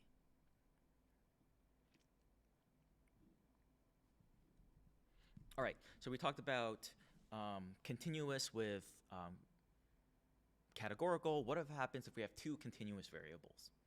So what about there is this value for the tumor, like the actual volume of the tumor, instead of just the categories. And then there's also another value for pre-op PSA, which is also a continuous variable. So let's say we want to look at how those two variables relate to one another. They happen to be continuous variables, and so the way we look at that is looking at scatter plots. So let's go back to the seaborn data set, and if we try to look in here, there isn't really a section called scatter plot. There is a function called scatter plot, and we can sort of scroll down and we can see like, oh, look, this is a way we can make a scatter plot.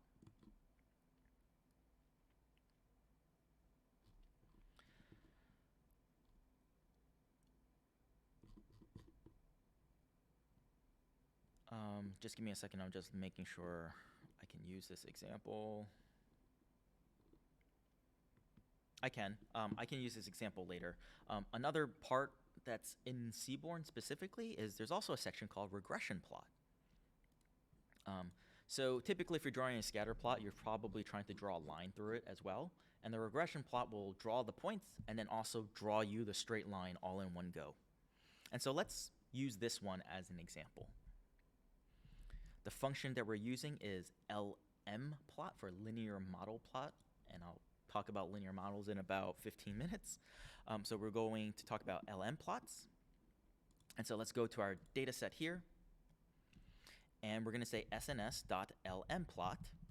And in here we specify what variable you want on the x-axis. I'm going to say pvol. What variable do we want on the y-axis? I can say pre-op PSA. And then data is equal to blood. And now we see it created a LM plot.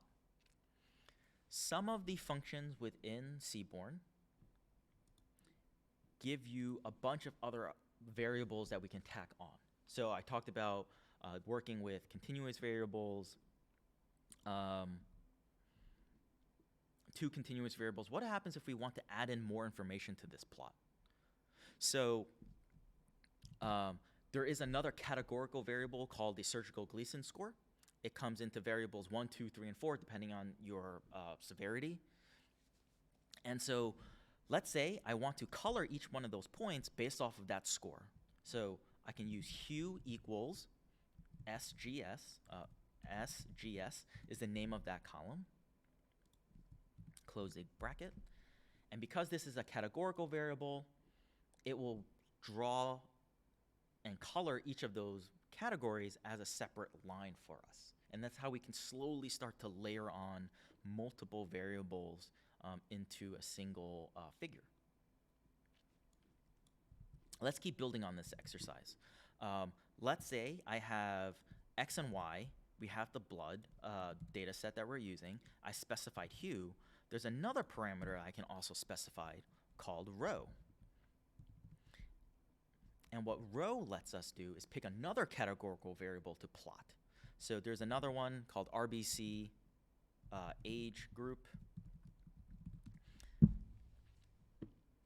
And now we will get the same scatter plot colored by the same hue, but now we get a separate figure for each unique value of the red blood cell age group, right? So in very little amounts of code, we can slowly start breaking up our figure and parsing our data into, and this is really convenient because we're exploring our data, trying to figure out how do all of these variables relate to one another. And so just as a hint, there's a row parameter. Some of these functions also have a column parameter. And in here, let's put in the variable that we're interested in, which is recurrence. And now for each row, we get each unique value of RBC age group with the same scatter plot, but now we get another set of values for cancer recurrence, yes or no. And seaborn is nice, and it tells us this is the scatter plot colored by surgical Gleason score for age group 1, recurrence 0. And this is age group 1, recurrence 1. And you can slowly start to see, one, where your data is. So you can see, like in here, a lot of my data is scrunched over to the left-hand side. So this is age group 3, recurrence. Yeah, so maybe this has something to do with our data. And you can see some of the other stuff is more spread out. Some of these points have more data points than the other. So when you're thinking about fitting your data, sometimes, you know, how we talked about class imbalance. If you put in too many variables, sometimes you won't even have observations and certain breakdowns even in your data. So that's something that you want to keep in mind, because it will all affect how accurate your model is in that particular section. So if we look at a little closer into the API references, let me pick another one, a random one that we looked at, hisplot. If we scroll down, part of the documentation here, it tells you what this object returns.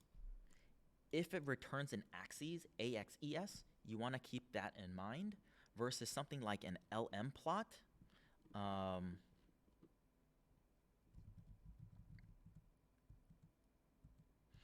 Something like an LM plot returns a figure. There is a difference in Python between an axes and a figure.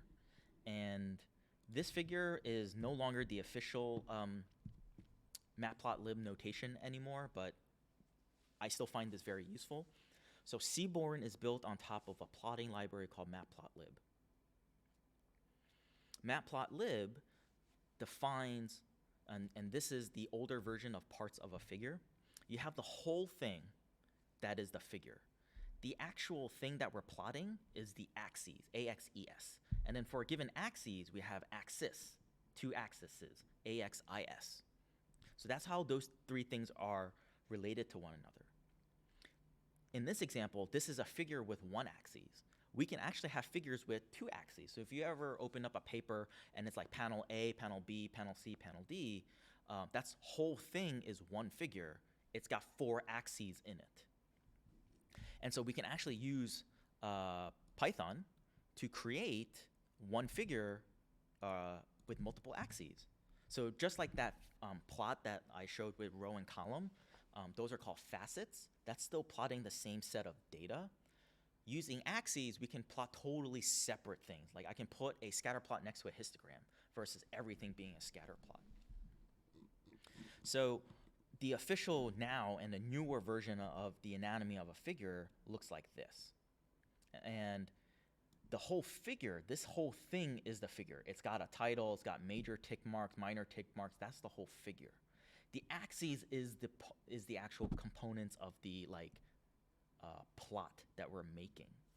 So that's how those two things are related. You can target each one of these things. This is not a class around Matplotlib. I'm not very good at Matplotlib, but I can sort of get around. And I will show you how we can create a figure using those axes. So like how do we go and save out that histogram, because it's technically an axes object. Let's create it, let's make it a figure, and then we can either save this figure out or just look at it as a figure. The figure is also what allows us to change its figure size. So you have the axes, but the axes goes into a figure, and the figure determines like the end size. All right, so everything is built on top of Matplotlib. So we have to import Matplotlib.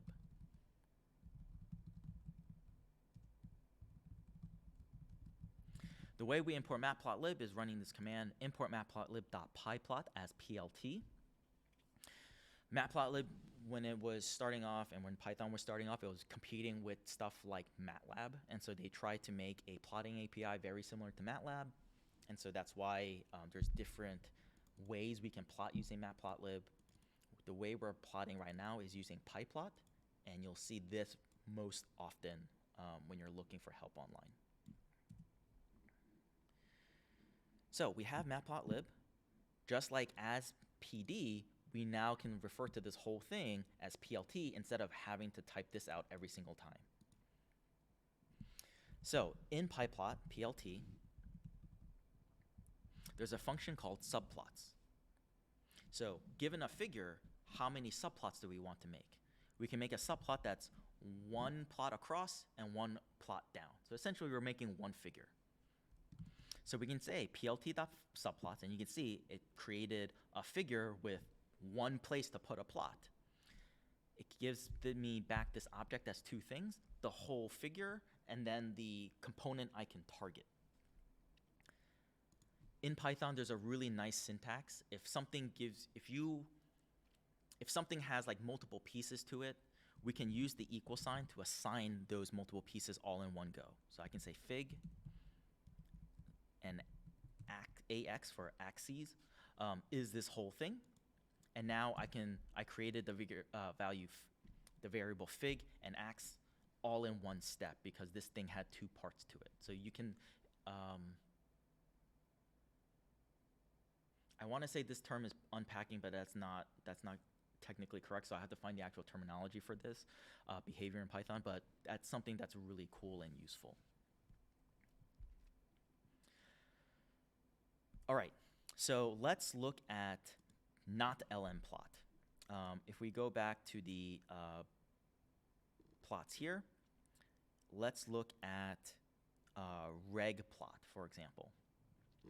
Regplot, if we look at the documentation, at the bottom, it returns an AX axes, matplotlib axes. And so we can do this. We can run regplot, and it gives us the same thing. It's just not returning the whole figure. So that means we can input this into a subplot. So let's run regplot this time. So we can say sns.regplot, And just like ln plot, we specify x is equal to p-val, y is equal to, let's say, pre-op PSA, data is equal to blood. And now how do we put in the axes object? So if we look at regplot and we look at the help notation, one of the input parameters is the matplotlib axes object that's optional. So because we already created this thing, we can now say, hey, for the axes, put it in this thing that we just created. And now if I run it, it created the figure and inserted the regplot in it. This is really nice because now that we have this figure object, now that we have this figure object, we can then say fig dot save fig, and now we can save this. I can call this scatter.png. I can open this, go to my output folder, and you can see I've saved this scatter.png figure. And I can use that in a paper. I can run this analysis, and that figure is always going to be up to date, right? And so when we talk about reproducible research, making your figures this way, if your underlying data updates, your figure is going to update. The last example I want to show you, I hinted at having multiple subplots. So let's take the same bit of code, and let's say I want to create one figure. It's got two plots in it. It's going to show up all in the same row, but in two separate columns. So one row, two columns. Because now it's going to output two separate axes, it still returns things back in two objects, but if I want to save the individual axes as separate things, I can wrap my code around this way, and this is just the Python. It's a really convenient way for Python to, I have multiple things, I want to automatically create the variables instead of just making that call a bunch of times and subsetting. That this is just a very quick shorthand that's specific to Python that's pretty useful. So if I run this, I have the whole figure, I have AX1, AX2, I have my reg plot. So now I want to put it in this AX1, and then let's look up another plot that we want to use. Just for time's sake, I know that the hist plot that we created also returns an axes.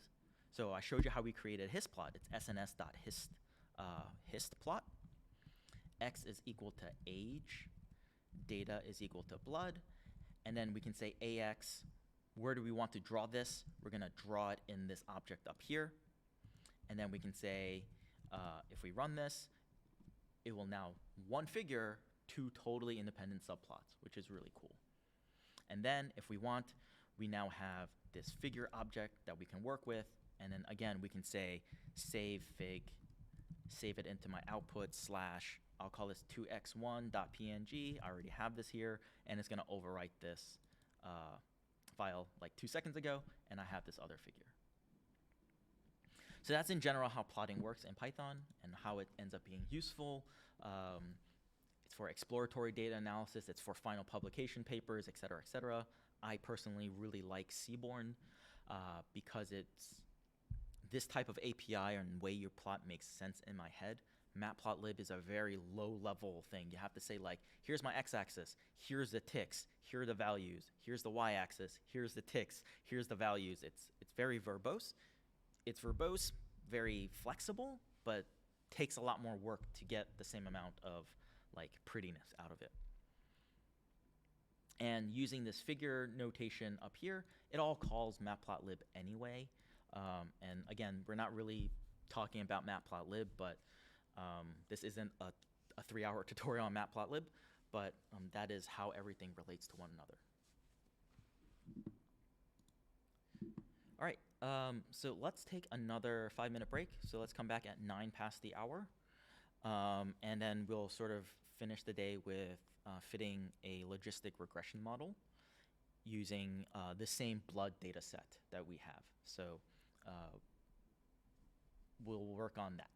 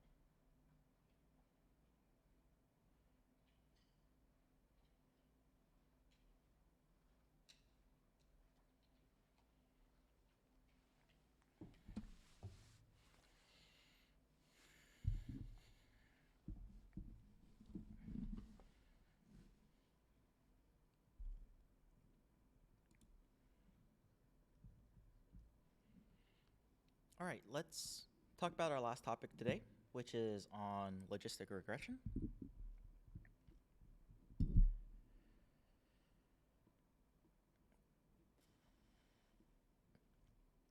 So we mentioned, or I talked about a lot about the type of variable in the beginning of the visualization section.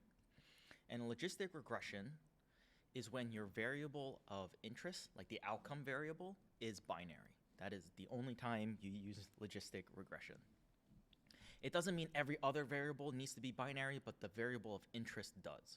So in our current case, in the blood data set, is the recurrence variable. We care about whether or not there was recurrence, yes or no. And that means this is a pretty good candidate for logistic regression.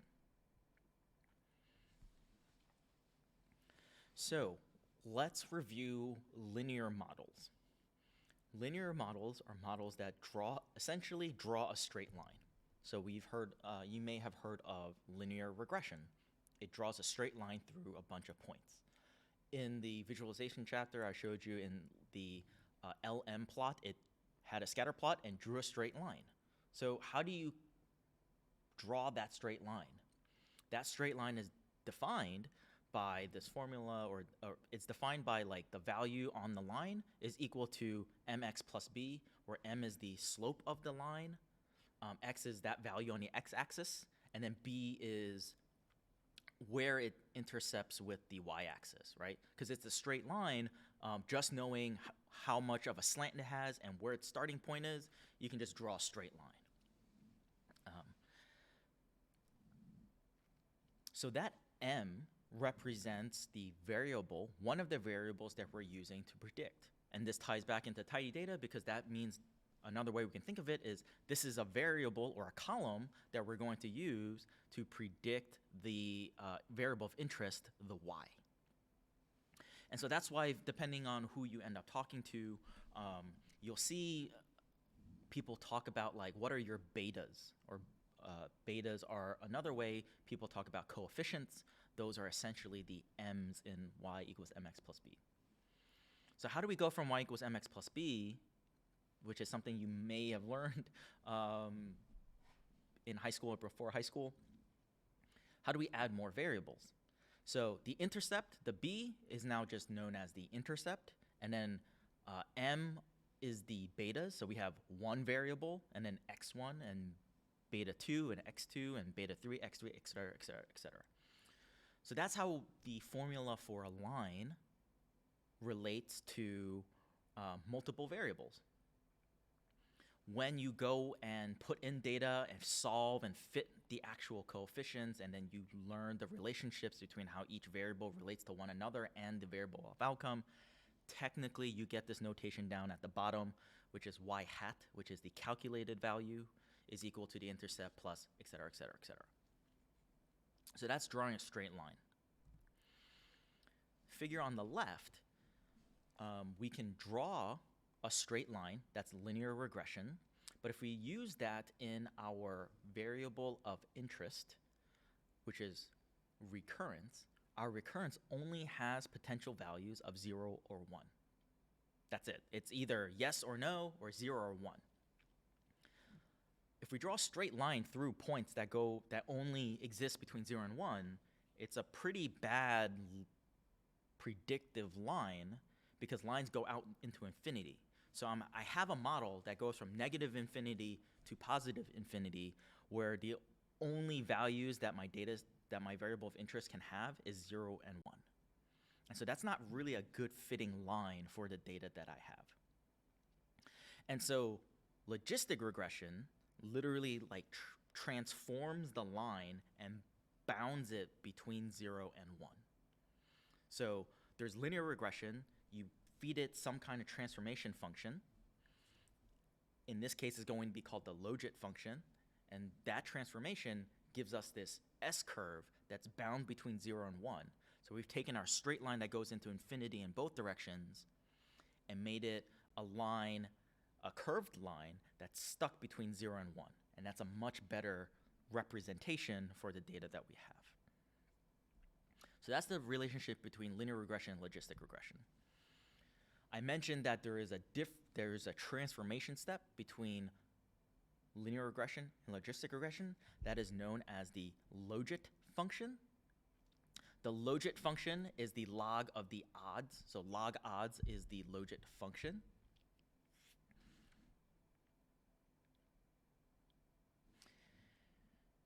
And that's why if you have seen linear regression output, you hear people talk about odds or odds ratios. And it's because instead of just interpreting all of your numbers as log odds, they undo the log part, and so we exponentiate, and then all we are left are with odds. And so that's how everything plays together.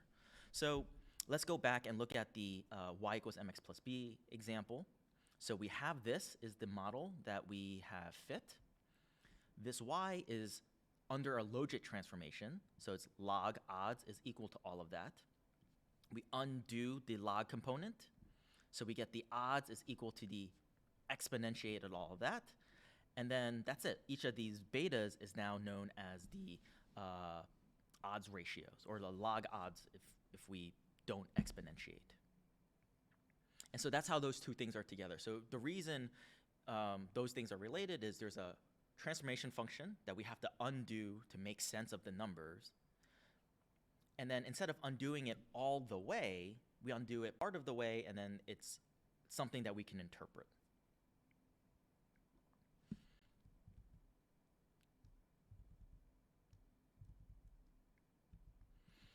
So let's fit this logistic regression model in Python.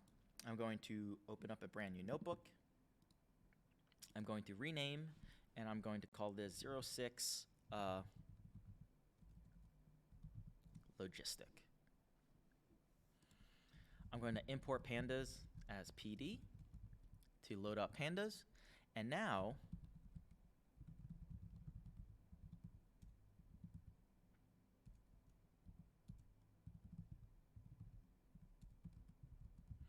I'm going to import statsmodels.formula.api as SMF. And statsmodels is the library we're going to use to fit this logistic regression model. And I'll also cover a little bit about scikitlearn after this. But if you're doing more inferential statistics things, I highly recommend you use statsmodels. And if you're using logistic regression, I highly recommend you use statsmodels. There's scikitlearn actually follows more of a machine learning workflow, and your output from scikitlearn is going to be different from every other statistics program that's doing statistics. So highly recommend just using statsmodels if you're doing statistics. All right, so we're going to load up our blood data set. It's going to be under data, medical,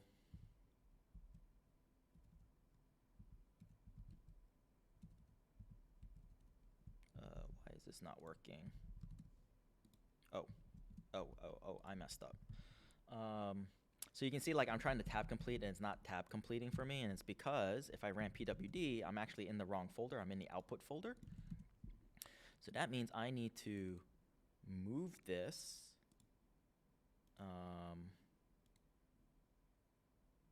Is there a paste? Paste. I need to move the logistics notebook into a different folder. And now if I run pwd, I'm still in the output folder. Oh God.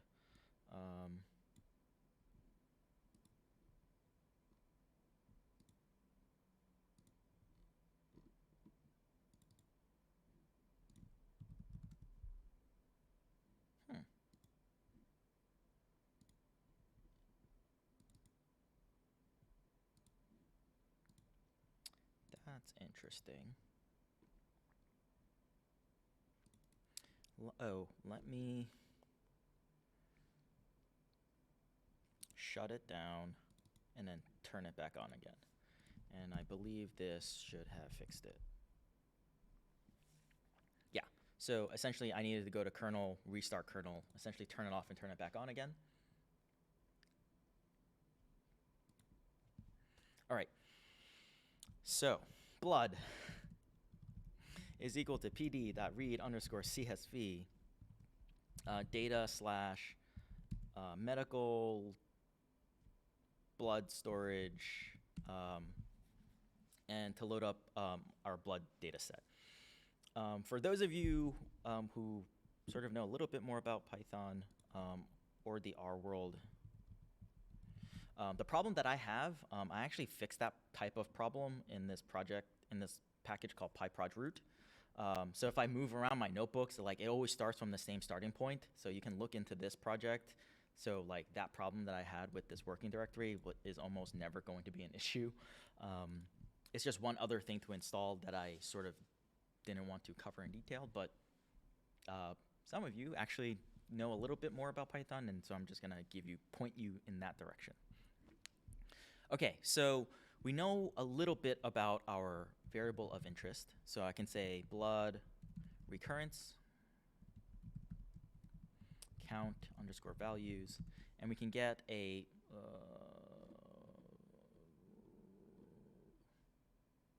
sorry, it's value count.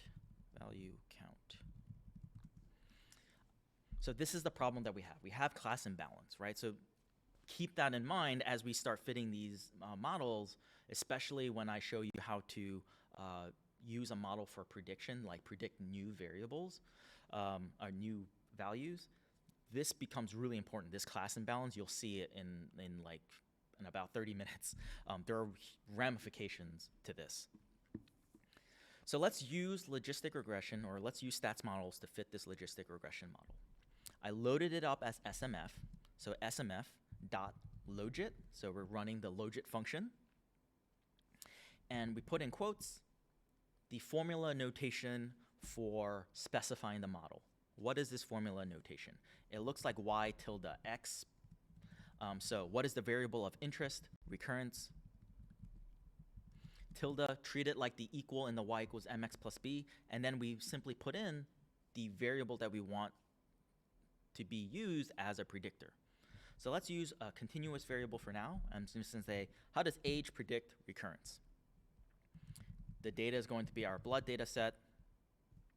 I'm going to save this to a variable called mod. I'm going to call this model is equal to that. And then, so that is our model that we created. It's a logistic regression model. It knows the data sets, the columns it needs. So now we need to tell it, go fit yourself. So we say .fit, and we can call this results. This is the, at least there weren't problems, like technical problems with our data and our logistic regression model fit. And to look at the results, we say results.summary. And now we are probably, if you've seen statistics output before, this is probably something that you've seen and happy to see. This type of output doesn't really exist this easily in scikitlearn. So that's why statsmodel is definitely much better if you're doing this type of work. So how do we interpret these values? So we have down here this coefficients. This is the y equals, this is the m for the x of age, and then this is the b. So y equals mx plus b, this is how we figure out m and b. The way we interpret this, so in regular linear regression, it would be for every 1 unit increase in age, so as you get older by a year, the response will increase by 0.01. That's if it was regular linear regression. We're doing logistic regression. So the way we interpret this is for every 1 unit increase in age, the log odds will increase by 0.01 times. And the log odds of going from 0 to 1. So the log odds of having cancer reoccurrence will increase by 0.01 times. That is a sentence that is really technical and doesn't sound like English and really hard to interpret. So in our results, we can actually just tell it to give us the parameters. And we get just those coefficients. That's great, because now we can take those coefficients and exponentiate them. We need the exp function that exists in NumPy. NumPy has a whole bunch of these mathematical functions. One of those is the exp function, and we pass in the results, and it now exponentiated all of those results. So now we can interpret these results. For every 1 unit increase in age, the odds of having cancer reoccurrence increases by 1.01 times. So the chances of this happening increases by 1.01 times. If you multiply anything by 1, it's the thing. So age doesn't seem to be a pretty good predictor for whether or not you're having cancer reoccurrence in our blood data set. And if we go back up, we'll notice right here, yes, if we're just looking at p-values, this is a pretty huge p-value, so it's not really that significant as a variable. So let's go and fit another model. So model fitting is actually one of the easier things to learn because the function call of fitting a model is literally this. That's it, right? It's like one line to define the model, one line to fit the model, and then look at the results. So it's like you can either do this all in one step, but it's like 3 lines of code, and that's essentially the format for every single model that you're gonna end up fitting. It follows this pattern. So the actual model fit is relatively simple in terms of number of lines of code compared to everything else you have to process, clean, and look at the results and make sure that this thing is correct and all of that. But the actual model is literally just these 2 lines. So I'm going to copy this and let's keep building. So I'm going to fit this model. How do I add another variable? Well, we literally say plus. So I'm going to say we're going to add in the p-val variable and a pre-op PSA variable. These are all continuous variables. And then I can say results is equal to model.fit and then results.summary. So that's it. That will fit and then dump me the results all in one like easy control enter step for me. And so if we look down, we get the same coefficient table. Nothing is, the pre-op PSA seems to be a really important variable. And then this number is interpreted as log odds. We don't really like that. So let's look at results.params. So this is now processing our model results, right? So fitting the model was easy, or relatively easy. Now we have to run all of this other data cleaning stuff to process our results, right? So if you want, you can turn this into a data frame object, save it out to a CSV, et cetera, et cetera. You can build your pipelines that way. So we have our params, and I want to say numpy.exp, exponentiate this stuff. And then you can see for every 1 unit increase, our pre-op, for every 1 unit increase in the pre-op PSA, the odds will increase by 1.09 times. This probably is clinically significant because pre-op PSA probably doesn't just increase by units of 1. It probably increases by like bigger units. So just because something is 1 doesn't mean it's not important. It's just that the unit is probably really small and the clinical significance probably is really large because these things probably don't change by units of 1, right? So that's one thing you also want to keep in mind as you are interpreting your values, that just because it's close to 1 doesn't mean it's not clinically significant. All right, so let's go back up. I'm going to copy this code right again. How do we work with categorical variables? So one, we literally add in the variable that's a categorical variable. And then that's it. It fit our model. But because this is a categorical variable, we have to do an additional step.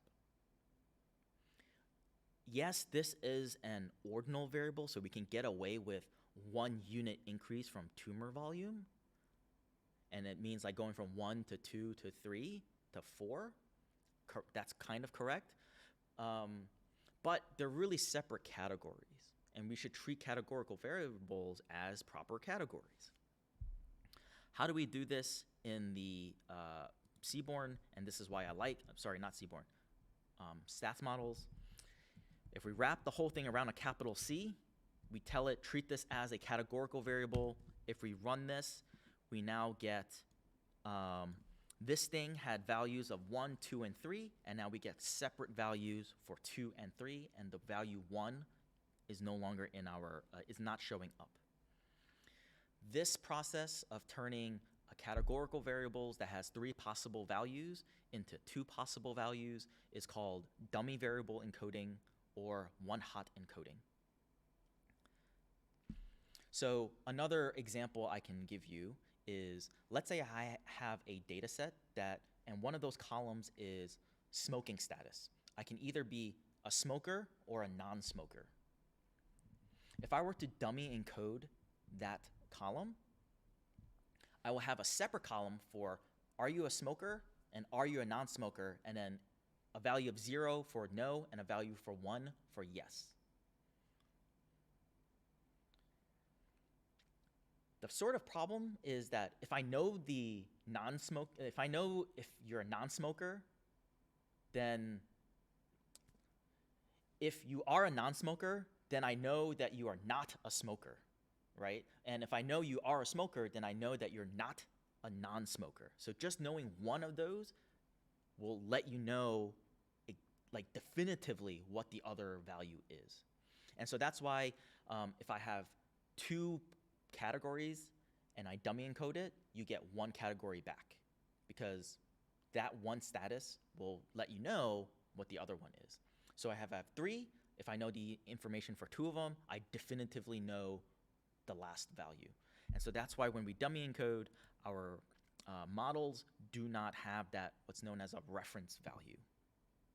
So how do we interpret this? So let's now look at results.params, and I know I'm going to say numpy.exp. So let's interpret this value. So 1, this is a pretty huge like odds ratio. So the way we interpret this, remember the interpretation for continuous variables was for every 1 unit increase. It's no longer the case for categorical variables. The categorical variable interpretation for this is you first have to know what is the variable that's missing. The variable that's missing in our case is the value 1 or category value 1. So to interpret this 3, the way we say this is for people who have a tumor volume of 3 compared to those who have a tumor value of 1, so that's now comparing it to the reference value, the odds of being, or the odds of having a recurrent tumor, recurrent cancer, is 22.64 times higher, right? So that means that for those that have t-val of 3 compared to those with t-val of 1, assuming everything else is the same, the chances of you, not the chances, the odds of you having cancer recurrence is 22.6 times higher. That's a lot, right? And just by this one status. And that's how you interpret these logistic regression models.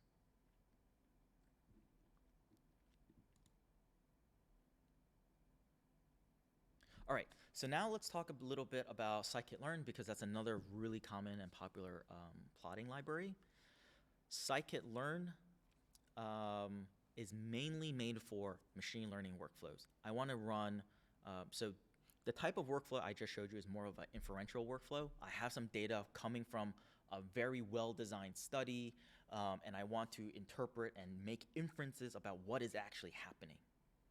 Machine learning models, this is how I define machine learning models. Like machine learning models, or more specifically predictive models, you're not really trying to figure out how does one variable affect the outcome. You're not making inferences.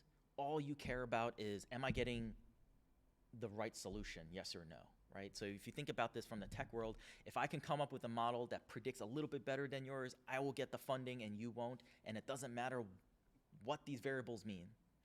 And that's sort of the reason why you hear a lot of stuff about like neural networks being super popular, is just because they just do a whole bunch of stuff, but you don't know what's going on in them. So scikitlearn is mainly for that kind of workflow. But we can still use scikit-learn to do this statistics stuff. We just have to be very mindful of what's going on. So to load up scikit-learn, we're going to use the logistic regression function in scikit-learn. So we can say from sklearn.linear_model import logistic regression. So we're going to just load up the logistic regression function because scikit-learn has pretty much every single model you can think of in it. So we're going to load up logistic regression. And then just to show you a little bit about how machine learning workflows work,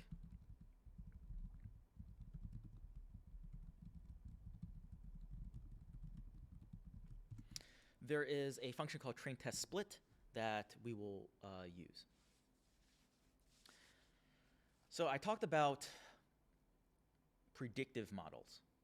How do we know our model that we are fitting is going, how do we know how it will behave on prediction? And when I say prediction, I mean data that this model hasn't seen before, right?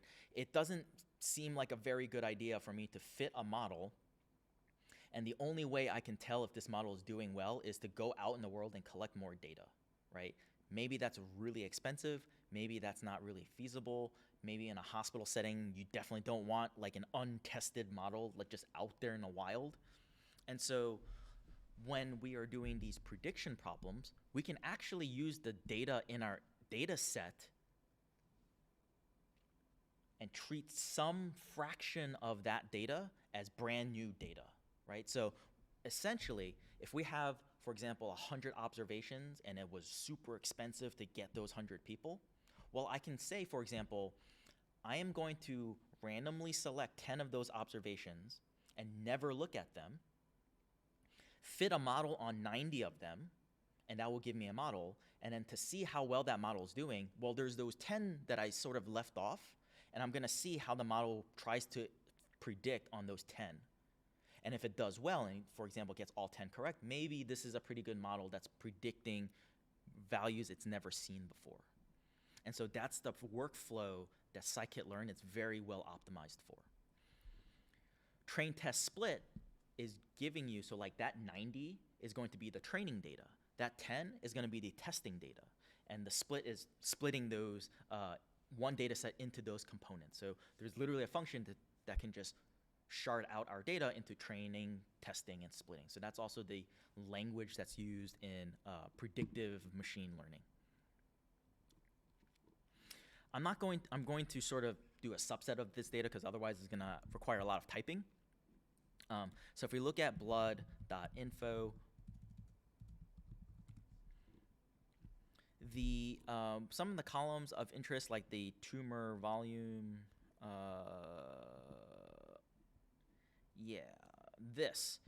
it's showing up as a number. And so this was, again, like the example that I showed before, that's an actual categorical variable. So let's subset some of this data so it's not as big because I don't want to end up typing a whole bunch of columns.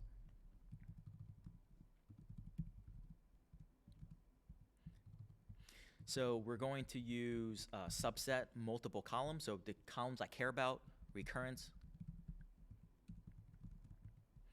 age, p-val, pre-op PSA, t-val.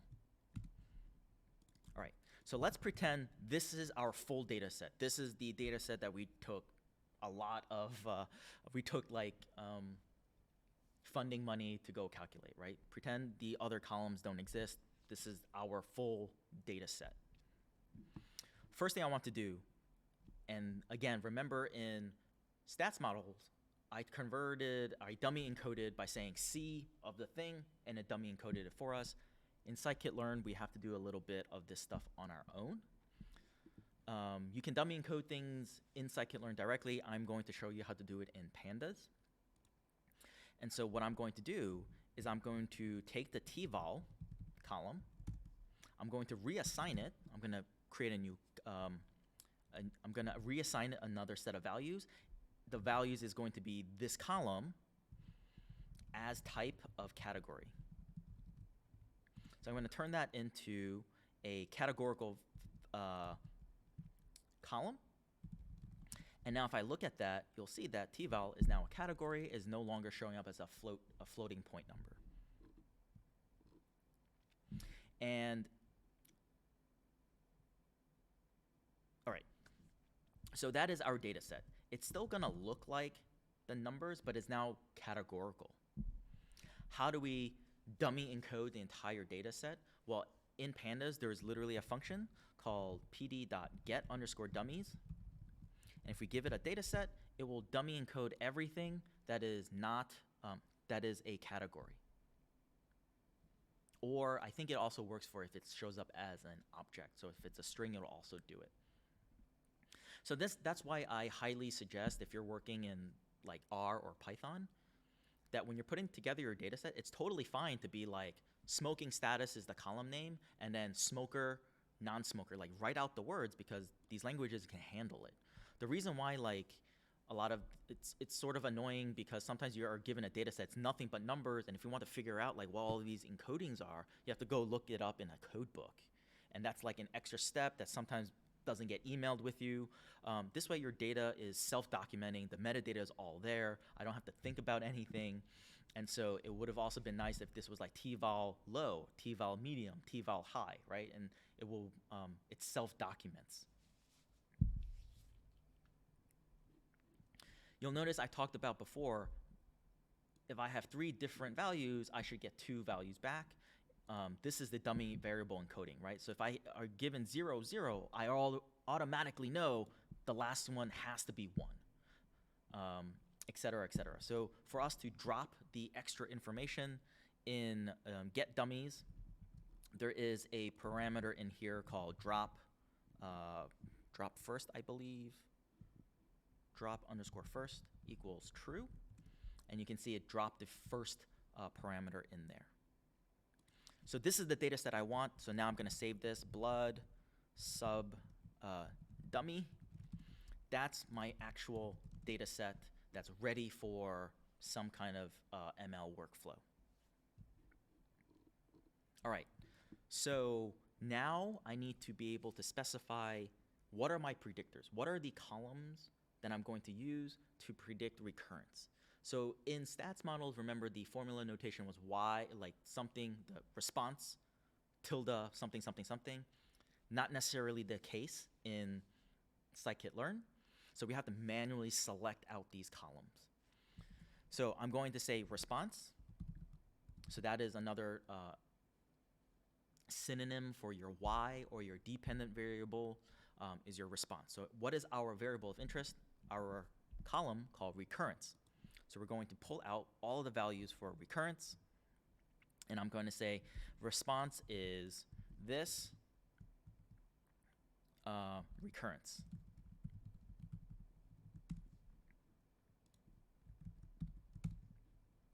And now for response, I just have the recurrence values. Great. Sorry, it's single quote because it's just one column of values. All right, so now I just have all of the values for the recurrence. That's what I'm trying to predict, whether or not it's a 1 or a 0. So next, I need to create the predictors. I need to slice or subset everything else. Blood, sub, dummy. So one shorthand that I can give you, so remember I gave you LOC, and you can select on the name of the column or row. There's ILOC, where I can just give it its positional argument. So I want to select all of the rows, and I want to start from the first row, go to the end.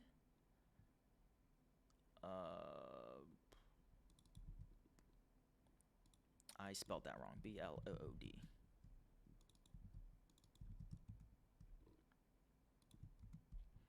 And so now predictors gives me all of the other columns, because I said I know that the first column was the recurrence, and I'm selecting every other column for this data set. So now I have my predictor data set, I have my response data set. I can use train test split to parse it out into the different components I need.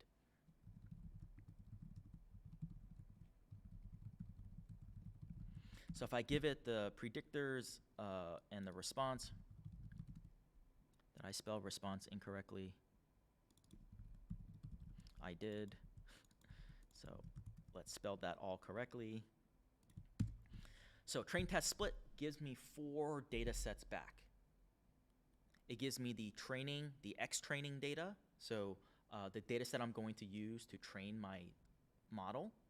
It's going to give me my X testing data, so that is the response value, so that is the value of 0 and 1. It's going to give me my, the X testing data, so that's the holdout, the data set that's not going to be used to fit the model.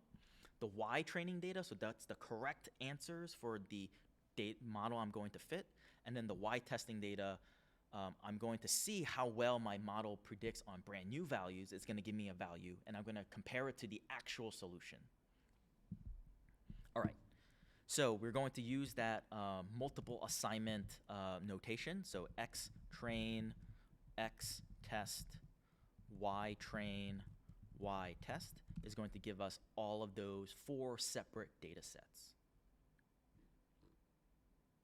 So that's all data preparation, right? We haven't actually gone and fit a model yet, right? So now we can actually go and use the logistic regression function in scikitlearn. So remember when I said like fitting the model is actually the easiest part of everything?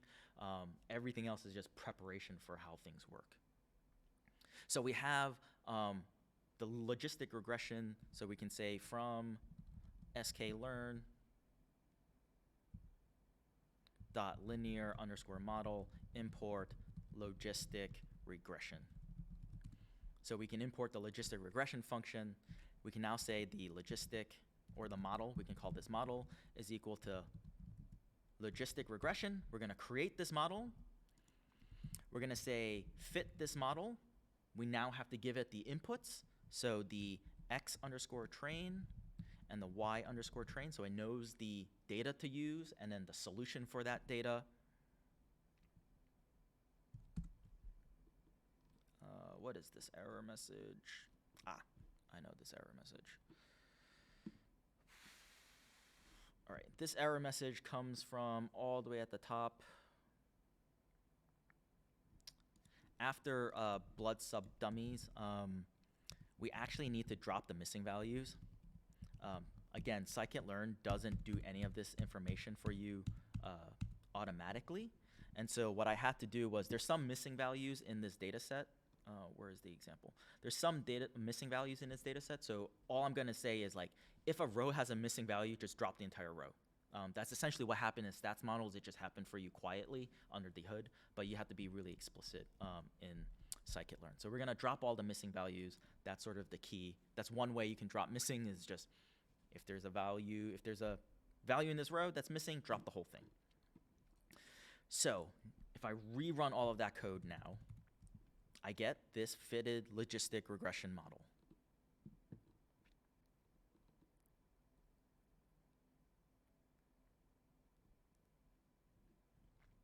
And then that's it. If I want to look at the values, I can say model.coef underscore, and these are my coefficients, model.intercept, and that is my intercept.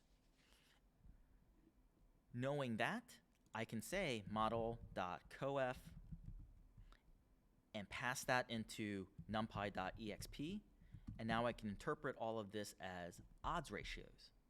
And then the order of the columns that was the input, that is the value that's pertaining to it. And you can see, working with scikitlearn, it's a little bit, you have to do a lot more work to get like the column names matched up with the parameters, and it's because it's not really made for all of this. It's made to be like, just to figure out if this is a good model, and then if it is, just keep going and make more predictions. It's not, you have to do a lot more work to like at least get some kind of set of values to like look into and inspect your model. So now we have this model. Let's go and predict figure out how this model works on brand new data, right? So what is the data set that was brand new? Well, there's X underscore test. That was the data set it's never seen before, right? This was the small subset. It subsetted out 77 of our values.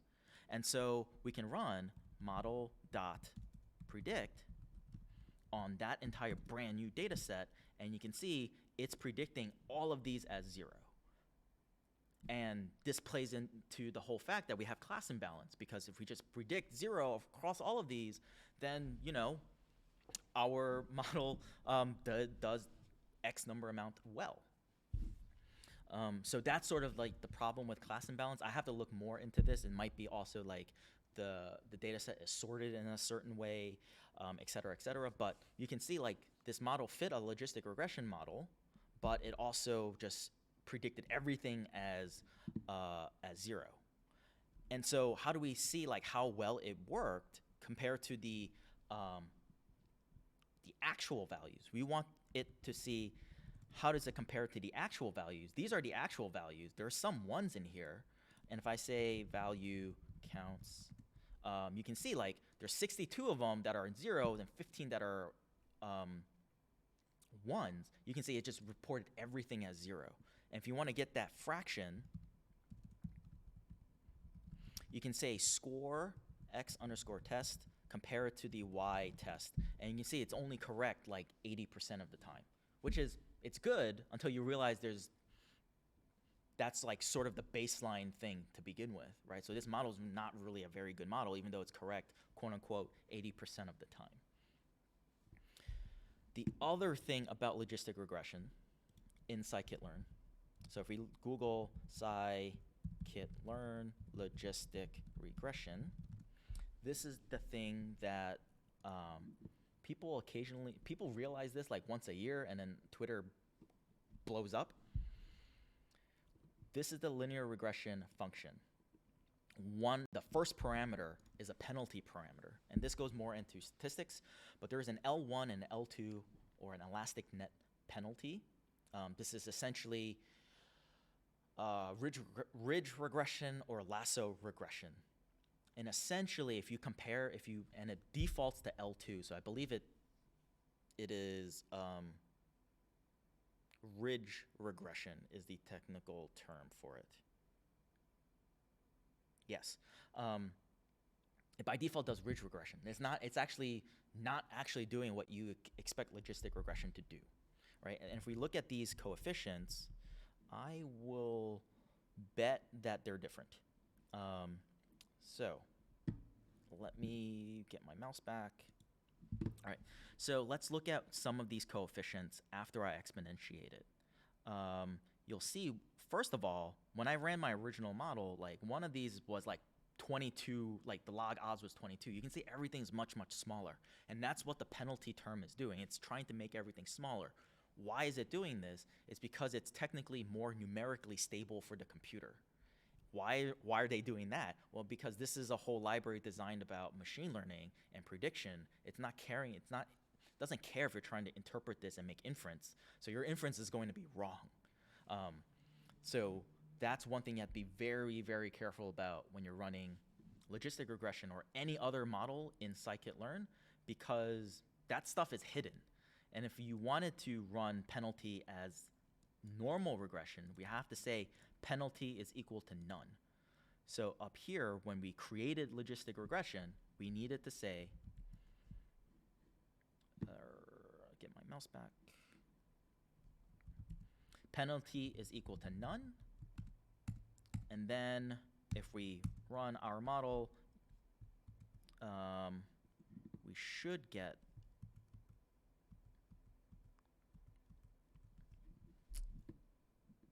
or maybe not. We are supposed to get like results that are more similar to stats models.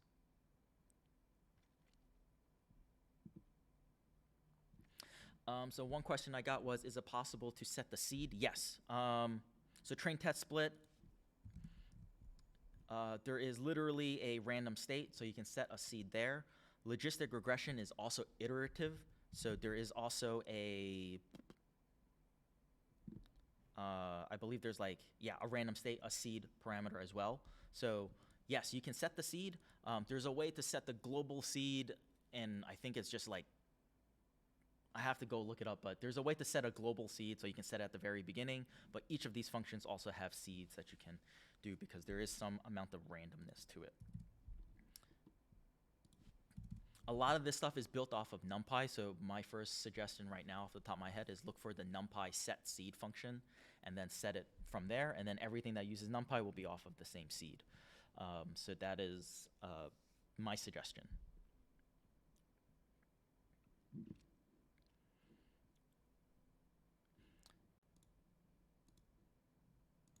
All right, so that's sort of the spiel. I have to go and actually go double check why this penalty thing is not giving me the same coefficients as I expect, because I expected like a 22 in here, especially for the t-val 3. Like this thing is supposed to be like 22. So I will go look into that a little bit further. It probably has to do with like some of the other parameters in here.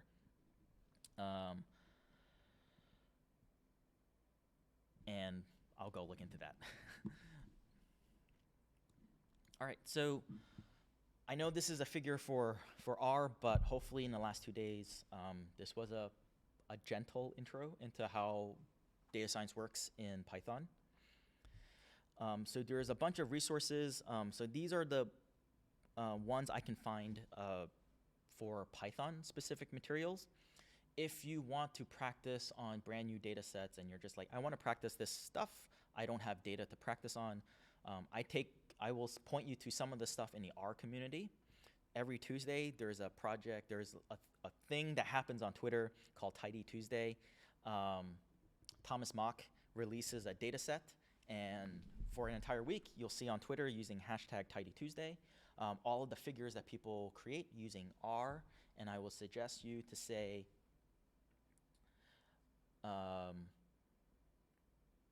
I would suggest like download those data sets and then get inspiration from the R world. One of the comments I got was, yes, I was fitting, the model's probably different because I was doing a subset off of statsmodels and not off of the whole thing.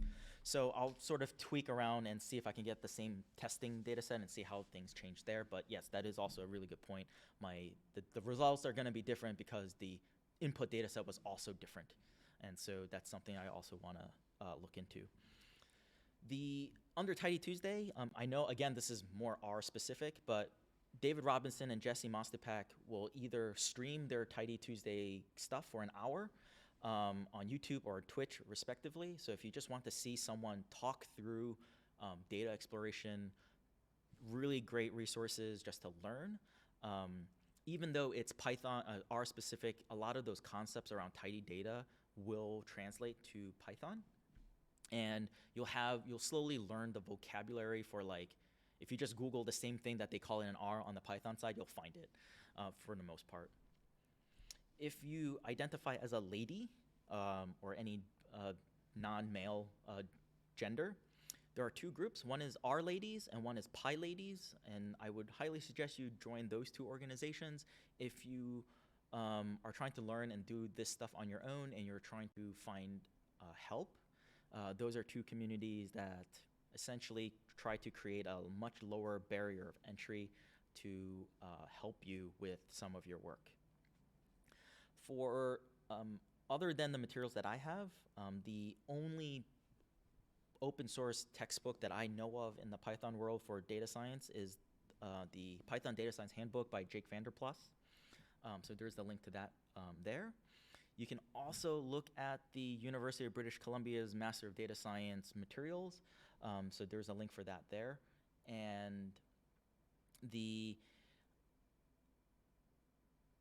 materials for UBC are pretty cool because they're also trying to do a dual R Python class stuff as well. For general Python stuff, so outside of data science, there is the Hitchhiker's Guide to Python materials and then the Python for Everybody materials. Those are also two free resources that you can use. If you are at Virginia Tech, there is the Data Services Lab at Blacksburg, and that is run by Anne, works in part of data services, and she runs a lab called Data Bridge. So if you have data issues or projects, you can work with her down in Blacksburg. Here in the Roanoke campus, if you're physically here in this where I am right now, literally down the hall and upstairs, one floor up, there is the Center of Biostatistics and Health Data Science run by Alex Hanlon. This is coming from a CTSA grant for iThrive.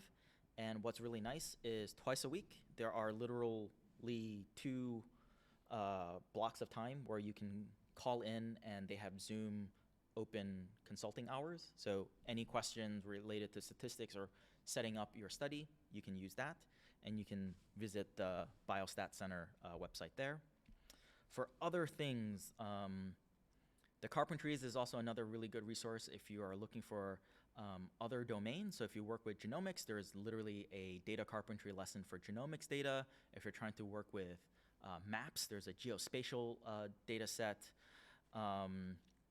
And there's a couple of other new stuff. So if you're in image processing, there's going to be very soon out of beta testing of the imaging lesson in Python and stuff like that. So I would highly suggest you look into the Carpentries.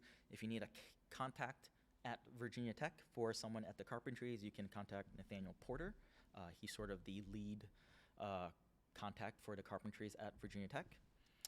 And last but not least, I would be very appreciative if you take the post-workshop surveys. That will help a lot with my dissertation project and figure out if the stuff that I am trying to teach you is actually useful. And then